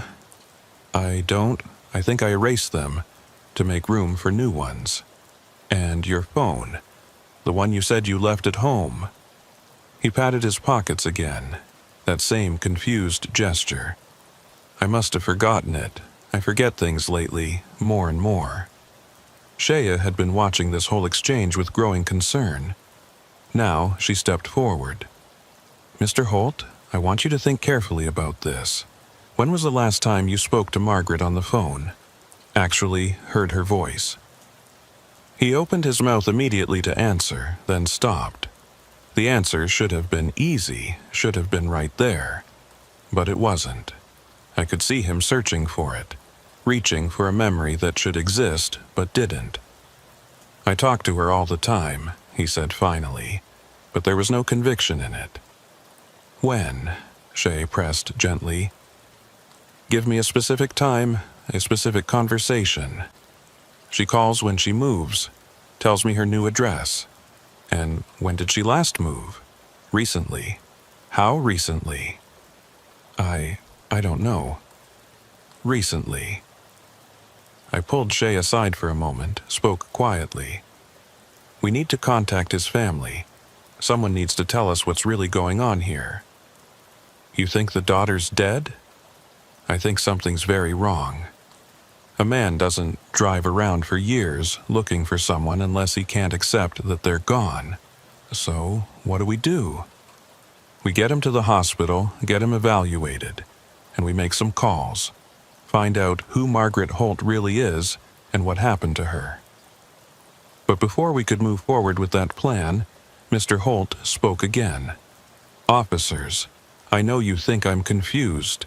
I know I can't remember things the way I should, but I have to keep looking, because if I stop, if I give up and go home, his voice broke. Then I have to admit she's not out there anymore, and I can't do that. I can't be alone in that house without her. The admission hung in the cold air between us. This wasn't dementia talking, or at least not just dementia. This was grief. Raw, ancient grief that had been driving this man for years, literally driving him up and down these highways, chasing addresses and phone calls that might not even be real. Mr. Holt, I said quietly, who lives in your house with you? No one. Not since Martha died. Martha was your wife? Yes. 5 years ago, cancer. And after that, you were alone? Margaret would visit, at first, but then she moved and I started having to drive to see her instead. I did the math. Wife died 5 years ago. Daughter started moving around the same time. A pattern of loss and denial that had turned into years of compulsive driving, searching for someone who was probably dead, or at minimum had cut off all contact. The lights, Mr. Holt said suddenly. The ones that follow me, I think they're trying to tell me something. What do you mean? They've been with me for a long time now. Not every trip, but most of them.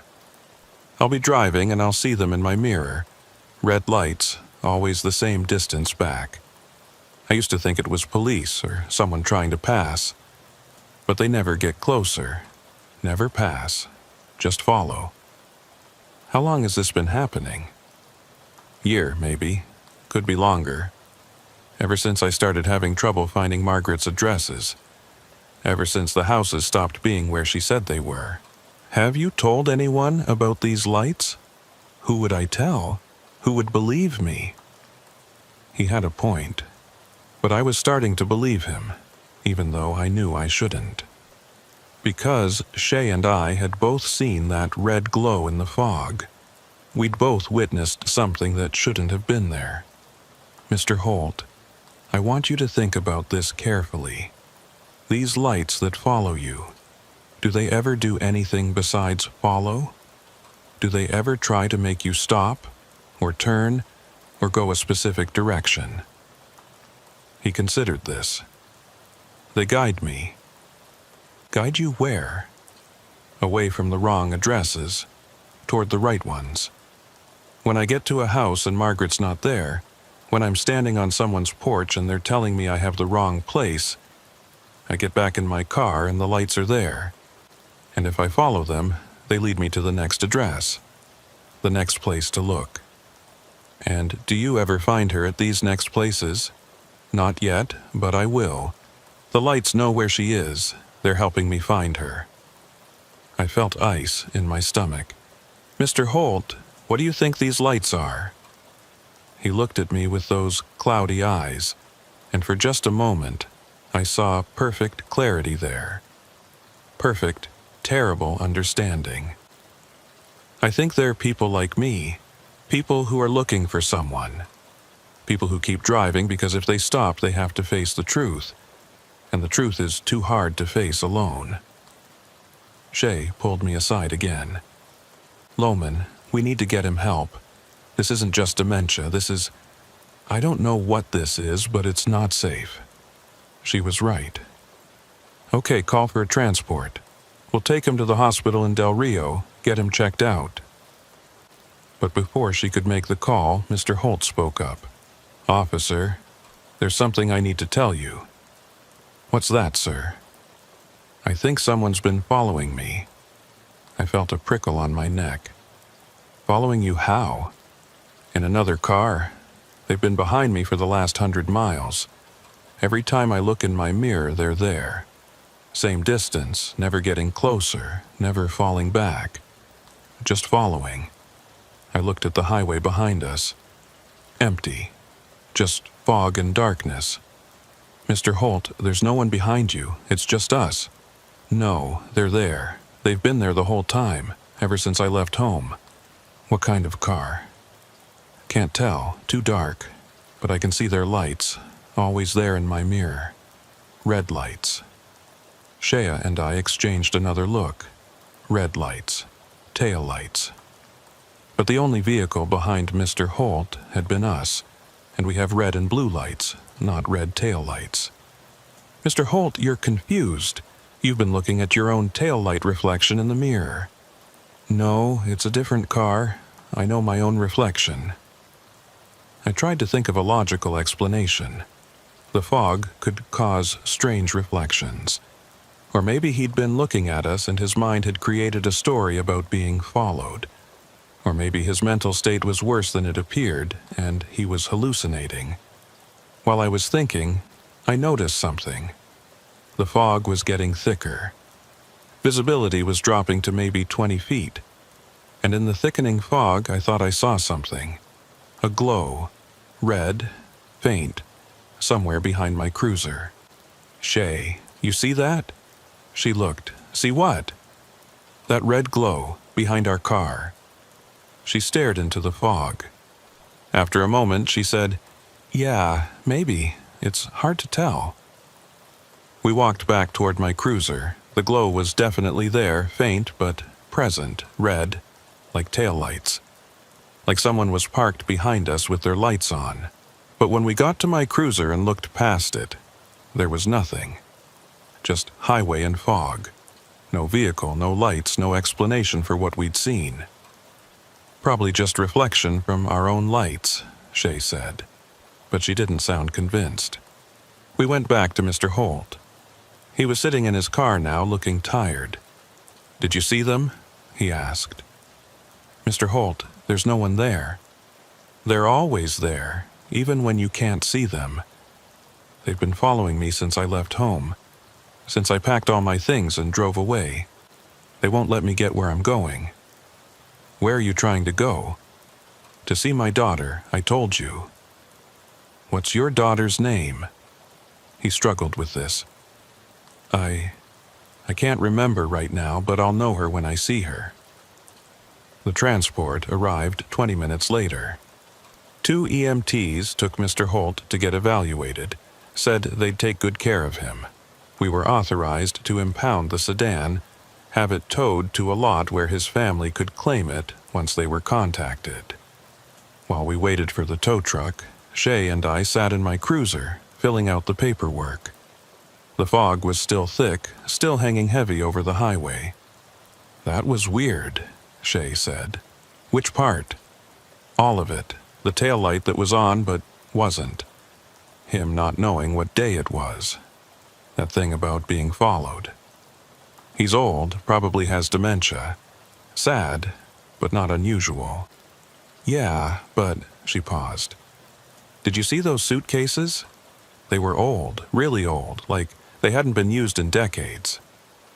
I had noticed that. The suitcases in Mr. Holt's car weren't just old-fashioned, they were genuinely ancient. the kind you'd see in a vintage shop or a museum. And the clothes inside, Shay continued, they looked old too, not worn out, just old style, like they'd been packed 50 years ago and never unpacked. The tow truck arrived, driven by a guy named Martinez who I'd worked with before. He hooked up the sedan, started loading it onto the flatbed. While he was working, I walked around the vehicle one more time. Both taillights were out now. Not just the driver's side. Both of them. Dark, empty housings. Martinez, you seeing both these taillights out? He looked. Yeah, both burned out. Why? Just curious.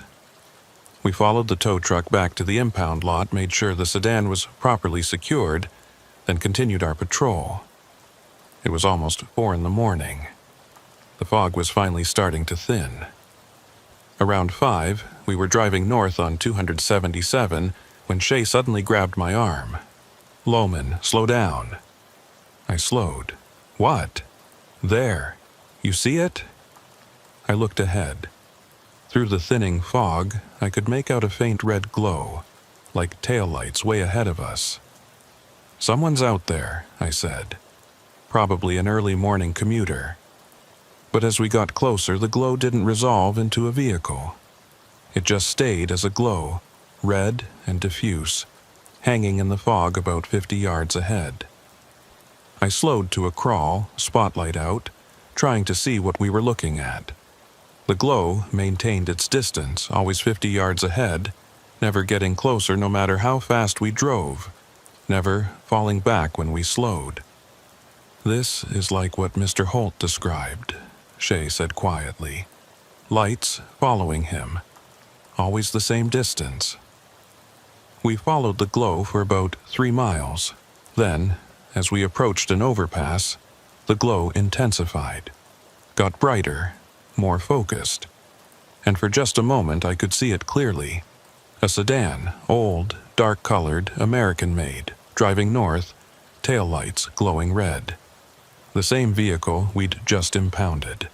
The same vehicle that was currently sitting in a lot 15 miles south. I accelerated, trying to close the distance. The sedan maintained its lead. We hit 60, 70. It stayed exactly 50 yards ahead. Loman, this isn't possible. I know. We followed it onto the overpass. The structure rose maybe 40 feet above a dry creek bed, a simple 2-lane bridge spanning a gap in the terrain. As we drove onto it, the sedan ahead of us seemed to slow down. We closed the distance. 40 yards. 30, 20. At 10 yards, I could see inside the rear window.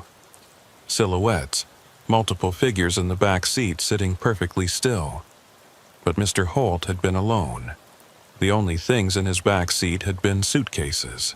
5 yards. I could see the license plate now, same number as Mr. Holt's vehicle. Then we reached the peak of the overpass, the highest point, and the sedan just stopped. Didn't brake, didn't slow gradually, just stopped instantly, like it had hit an invisible wall. I slammed on my brakes. We stopped, maybe 3 feet behind it. The sedan's taillights were glowing bright red. But not just the taillights. The entire rear of the vehicle seemed to be glowing, emanating light from surfaces that shouldn't produce light. What is that? Shea whispered. I didn't answer, couldn't answer.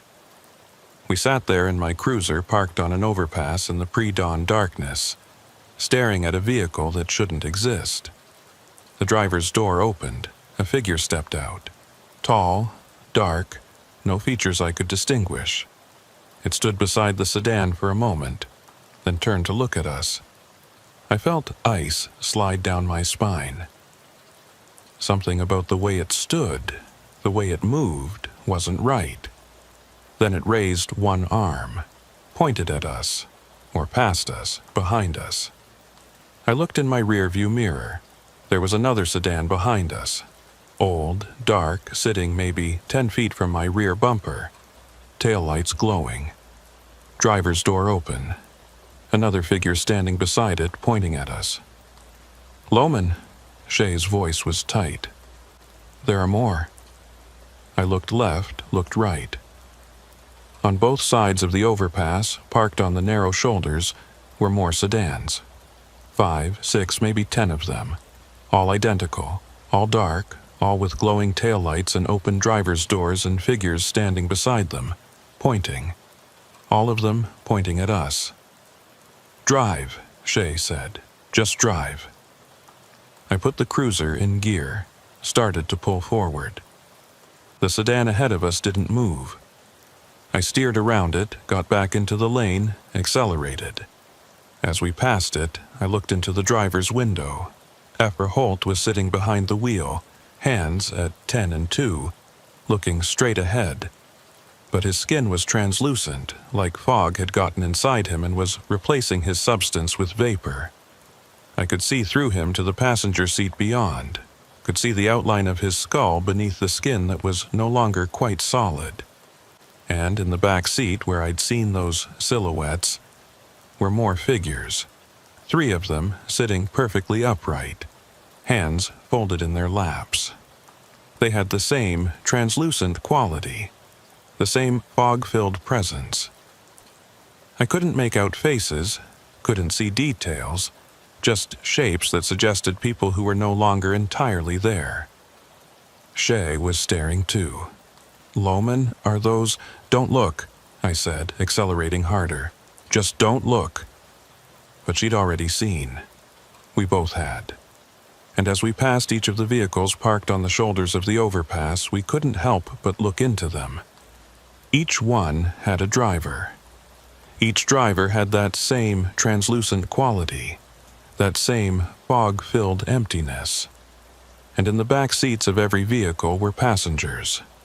Silent, still, waiting. The figure standing beside Mr. Holt's sedan watched us drive away. I saw it in my side mirror, saw the way it tracked our movement. Its arm was still raised, still pointing. But now I understood. It wasn't pointing at us, it was pointing the way forward, showing us where the road led, showing us what waited at the end of the drive. We cleared the overpass at nearly 100 miles an hour, the cruiser's engine screaming. Behind us, I could see the structure receding into the fog, the taillights of all those sedans glowing like embers in the darkness.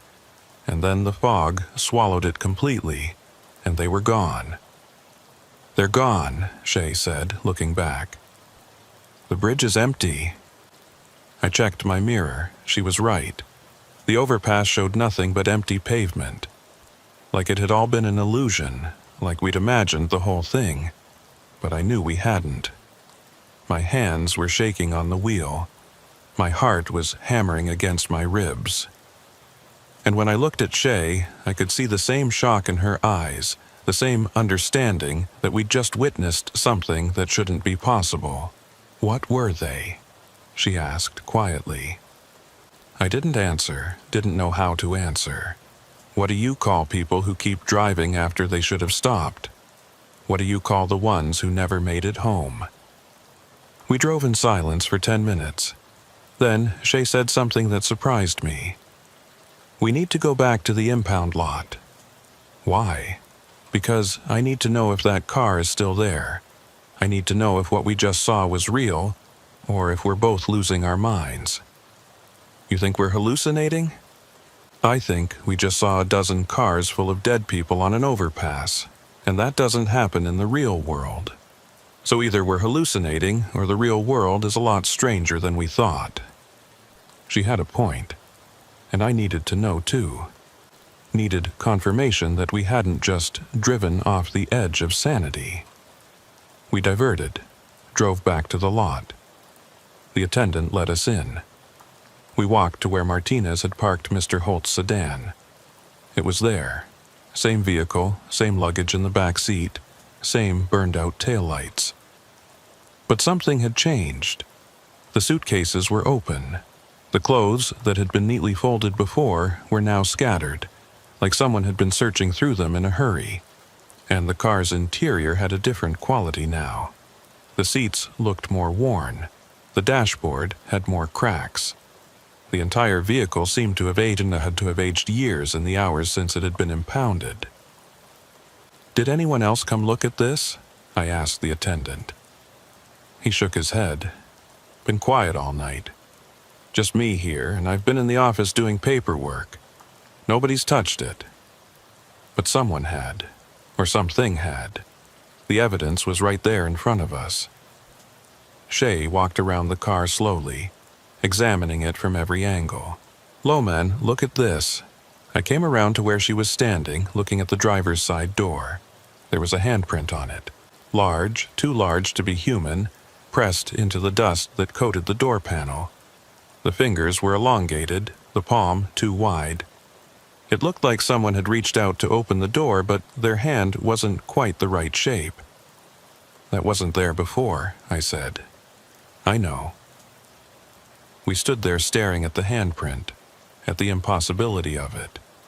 And then Shay noticed something else. The odometer. I looked through the window at the dashboard.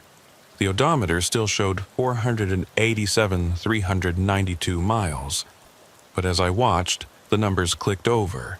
487,393, then 487,394.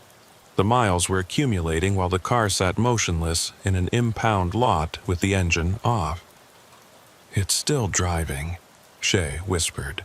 "Somewhere, somehow, it's still driving."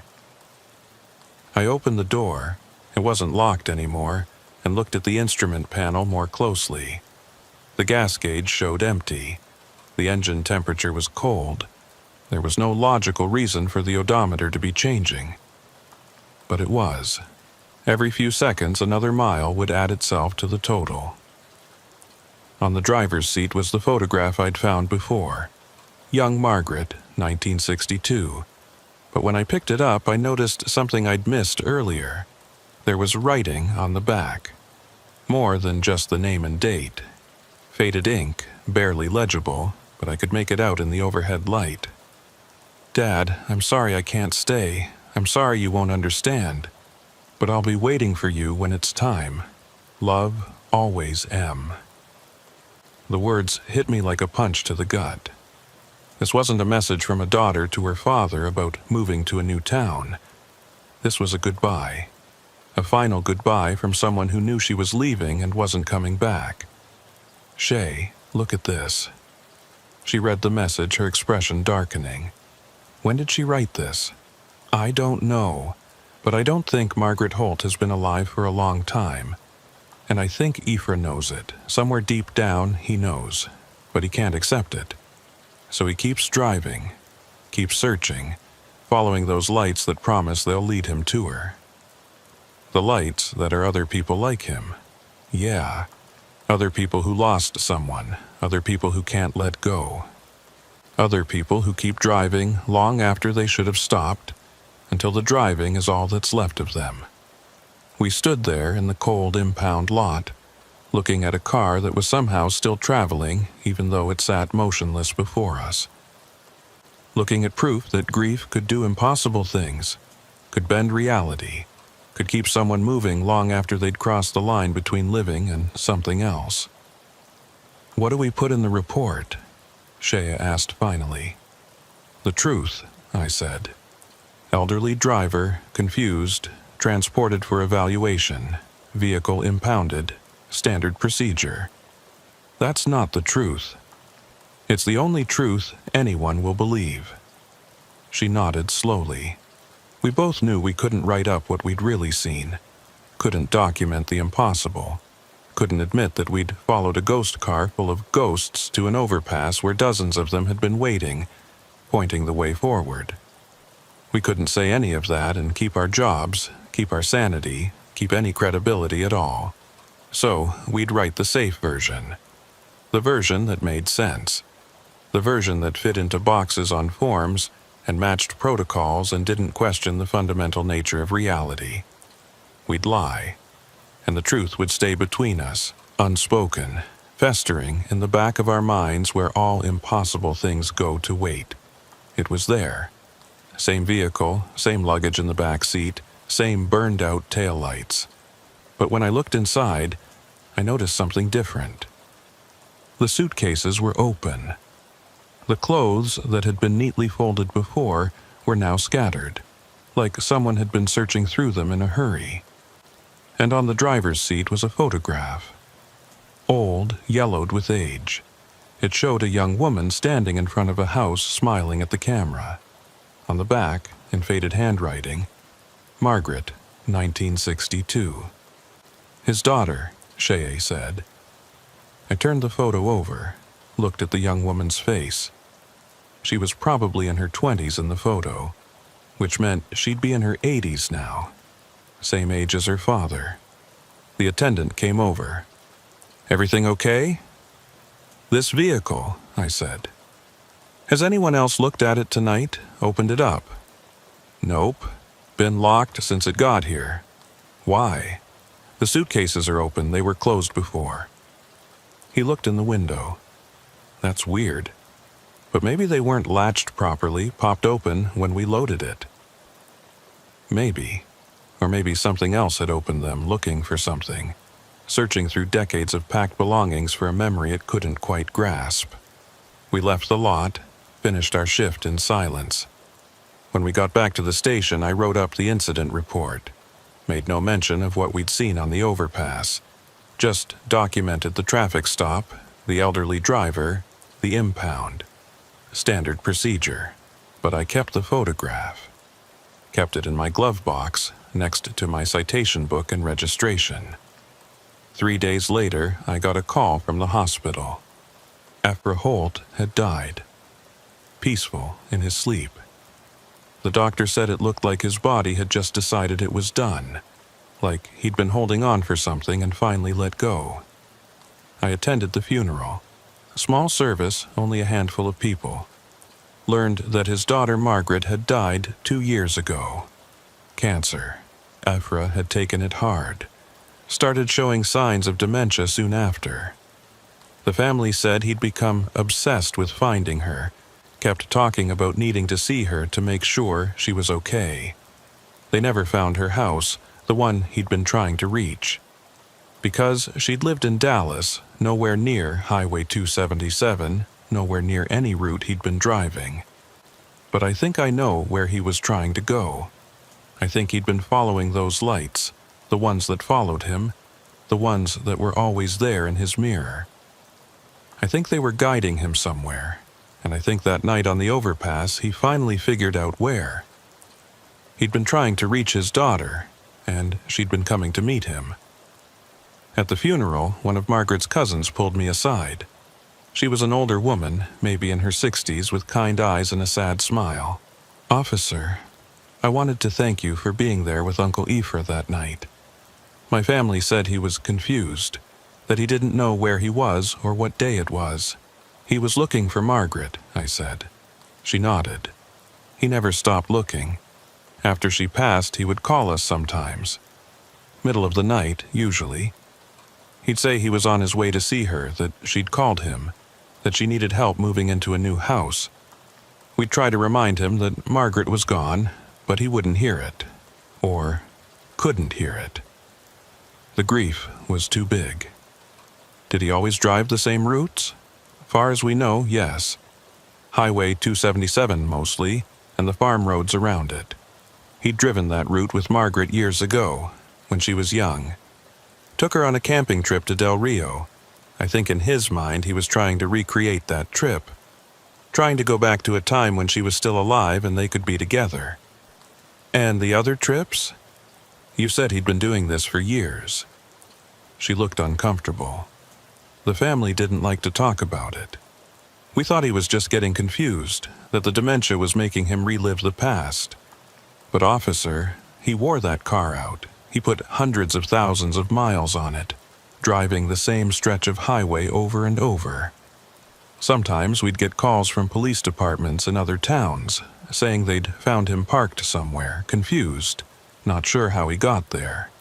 We'd drive down and bring him home, but a few days later, he'd be gone again, back on the road, back looking for Margaret.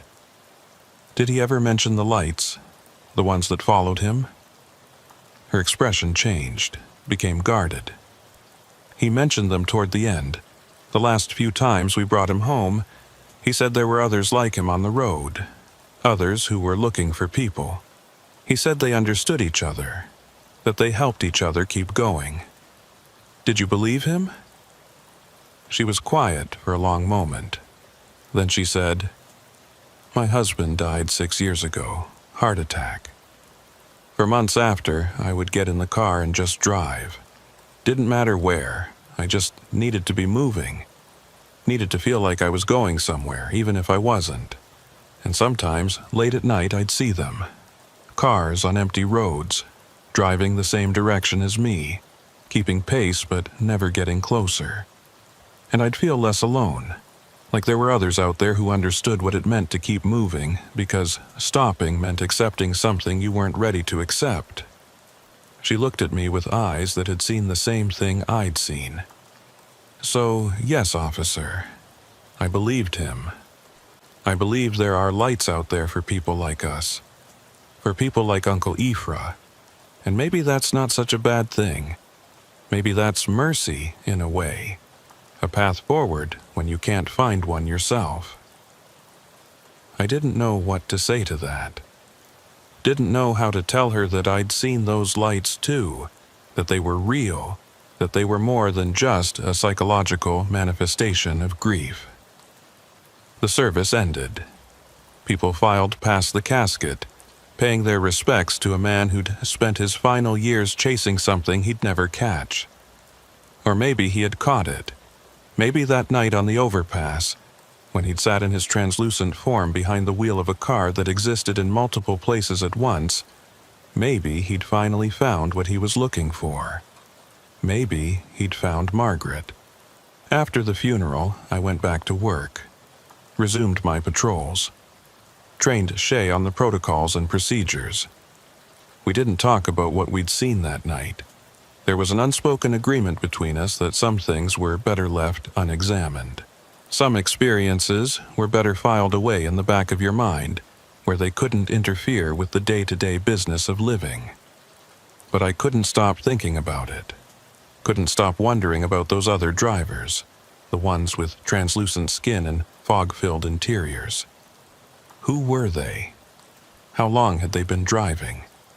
And were they aware of what they'd become? Or were they still trapped in that moment of searching, forever convinced that the next address would be the right one? 2 weeks after Ephra's funeral, I was on patrol again. Same route, same shift. It was another foggy night, temperature in the low 50s, visibility poor. Around 3 in the morning, I saw them. Taillights. Red and distant, maybe a quarter mile ahead. Moving at exactly the same speed I was maintaining. 55 miles an hour on Highway 277, heading north. I accelerated. The lights maintained their distance. I slowed down. The lights slowed with me. Always the same 50 yards ahead. Always just out of clear sight in the fog. I called it in, reported a vehicle of interest. Dispatch asked if I needed backup. I told them no, I don't know why. Maybe because I knew backup wouldn't see what I was seeing. Maybe because this was something I needed to face alone. I followed the lights for 30 miles. They led me through the darkness, through the fog, along routes I knew by heart. And then they led me to the overpass. I slowed as I approached the structure. The lights ahead of me had stopped on the bridge, sitting at the exact center, right where we'd encountered all those sedans 2 weeks ago. I should have turned around, should have called for backup, should have treated this like any other suspicious vehicle situation. But I didn't. I drove onto the overpass, pulled up behind the waiting vehicle, and put my cruiser in park. The car ahead of me was old, dark, exactly like Ephra Holt's sedan. But the license plate was different. This wasn't his vehicle. It was someone else's. The driver's door opened. A figure stepped out. In the ambient light from my headlights, I could see it clearly. An elderly woman, thin, stooped with age, wearing a coat that looked like it was from the 1970s. She turned to look at me, and even from a distance I could see that translucent quality, that fog-filled emptiness where a solid person should be. She walked toward my cruiser, slowly, carefully, like she was afraid of falling. I should have felt fear. Should have put the car in reverse and gotten away from whatever this was. But I didn't. I rolled down my window and waited. She came to my door, leaned down to look at me. Her eyes were cloudy, just like Ephra's had been, but there was awareness there, understanding. "You saw him," she said. Her voice was thin, distant, like it was coming from very far away. "Who?" "Ephra. You were there when he crossed over. You helped him understand." "I don't think I helped him with anything." She smiled. It was a sad smile, but genuine. "You stopped him. You talked to him. You listened to his story. That's more than most people do. Most people just pass by, don't even see us anymore. But you saw, you understood. What are you? Lost? Like Ephra was lost? Like all of us are lost? We're the ones who couldn't let go, the ones who kept driving when we should have stopped. And now we can't stop. We just keep going, following the road, waiting for someone to tell us it's okay to finally rest. Why are you here, on this bridge? We gather here sometimes, those of us who drive this route. It's a place between places, a spot where the road goes up and doesn't quite come back down, where you can see a little farther than you should be able to. We come here to remember, to share our stories, to remind each other why we're still driving. And why are you still driving? She looked past me, at the empty highway stretching behind my cruiser. I'm looking for my son. He went to war and never came home. They said he was missing in action, but I know he's out there somewhere. I know if I just keep looking, keep driving, I'll find him. What war? Vietnam. 50 years. This woman had been driving for 50 years, looking for a son who was almost certainly dead, buried in some unmarked grave in a jungle on the other side of the world. And she'd become this, a translucent echo, a ghost made of grief and obsession and the inability to accept loss. "I'm sorry," I said. "I'm sorry you lost him." "Don't be sorry. Just remember us. Remember that we were here, that we were real people once before the driving took over, before we became what we are now. What happened to Ephra after that night?" She smiled again. "He found her. Margaret was waiting, right here on this bridge. She'd been waiting for years, knowing he'd come eventually. And when he did, when he finally understood that he'd been looking for her in the wrong places, she took him with her. They went together to wherever it is we go when we're finally done driving. Where is that? I don't know. None of us know until we get there, but it's not here. It's not on these roads. It's somewhere else, somewhere better, I hope." She straightened up, looked back at her car. "I should go. The others will be wondering where I am. We try to stay together, those of us on this route. It's easier that way, less lonely." "Wait," I said. "What's your name?" "Dorothy. Dorothy Chen. Tell my family if you ever meet them that I'm all right, that I'm still looking, that I haven't given up." "I will." She walked back to her car, got in. The door closed with a soft click. The engine started, though I knew there was no engine in that vehicle anymore.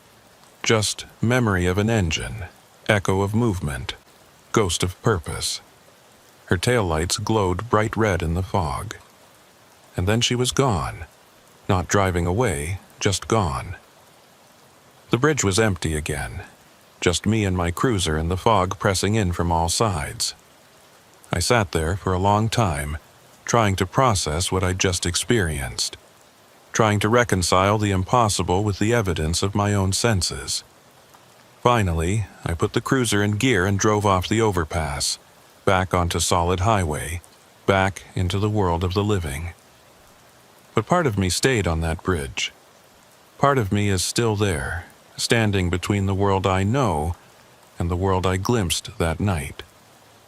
The world where grief becomes literal, where the inability to let go turns you into something that's neither alive nor dead, something that just keeps driving. I still work 277, still patrol that stretch of highway, and I still see them sometimes late at night when the fog rolls in off the lake. Taillights glowing red in the mist, always the same distance ahead, never getting closer, never falling away. And I know that someday, probably when I'm old like Ephra Holt, probably when I've lost someone I can't bear to be without, I'll follow those lights. I'll drive onto that overpass and find them all waiting for me.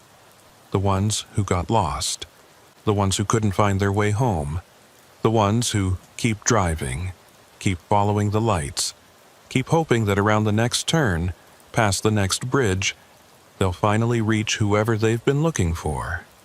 And maybe they do. Maybe that's what the lights are for. Not to lead you astray, but to lead you somewhere else.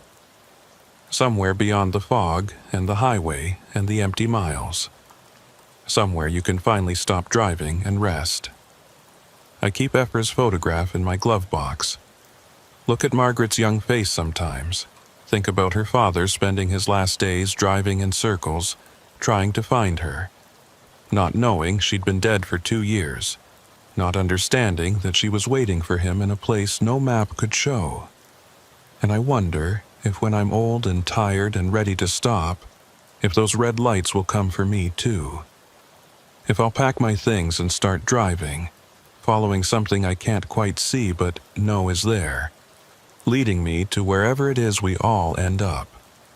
Following the light that never goes out, the one that's always there, always waiting, always 50 yards ahead in the fog, leading us home.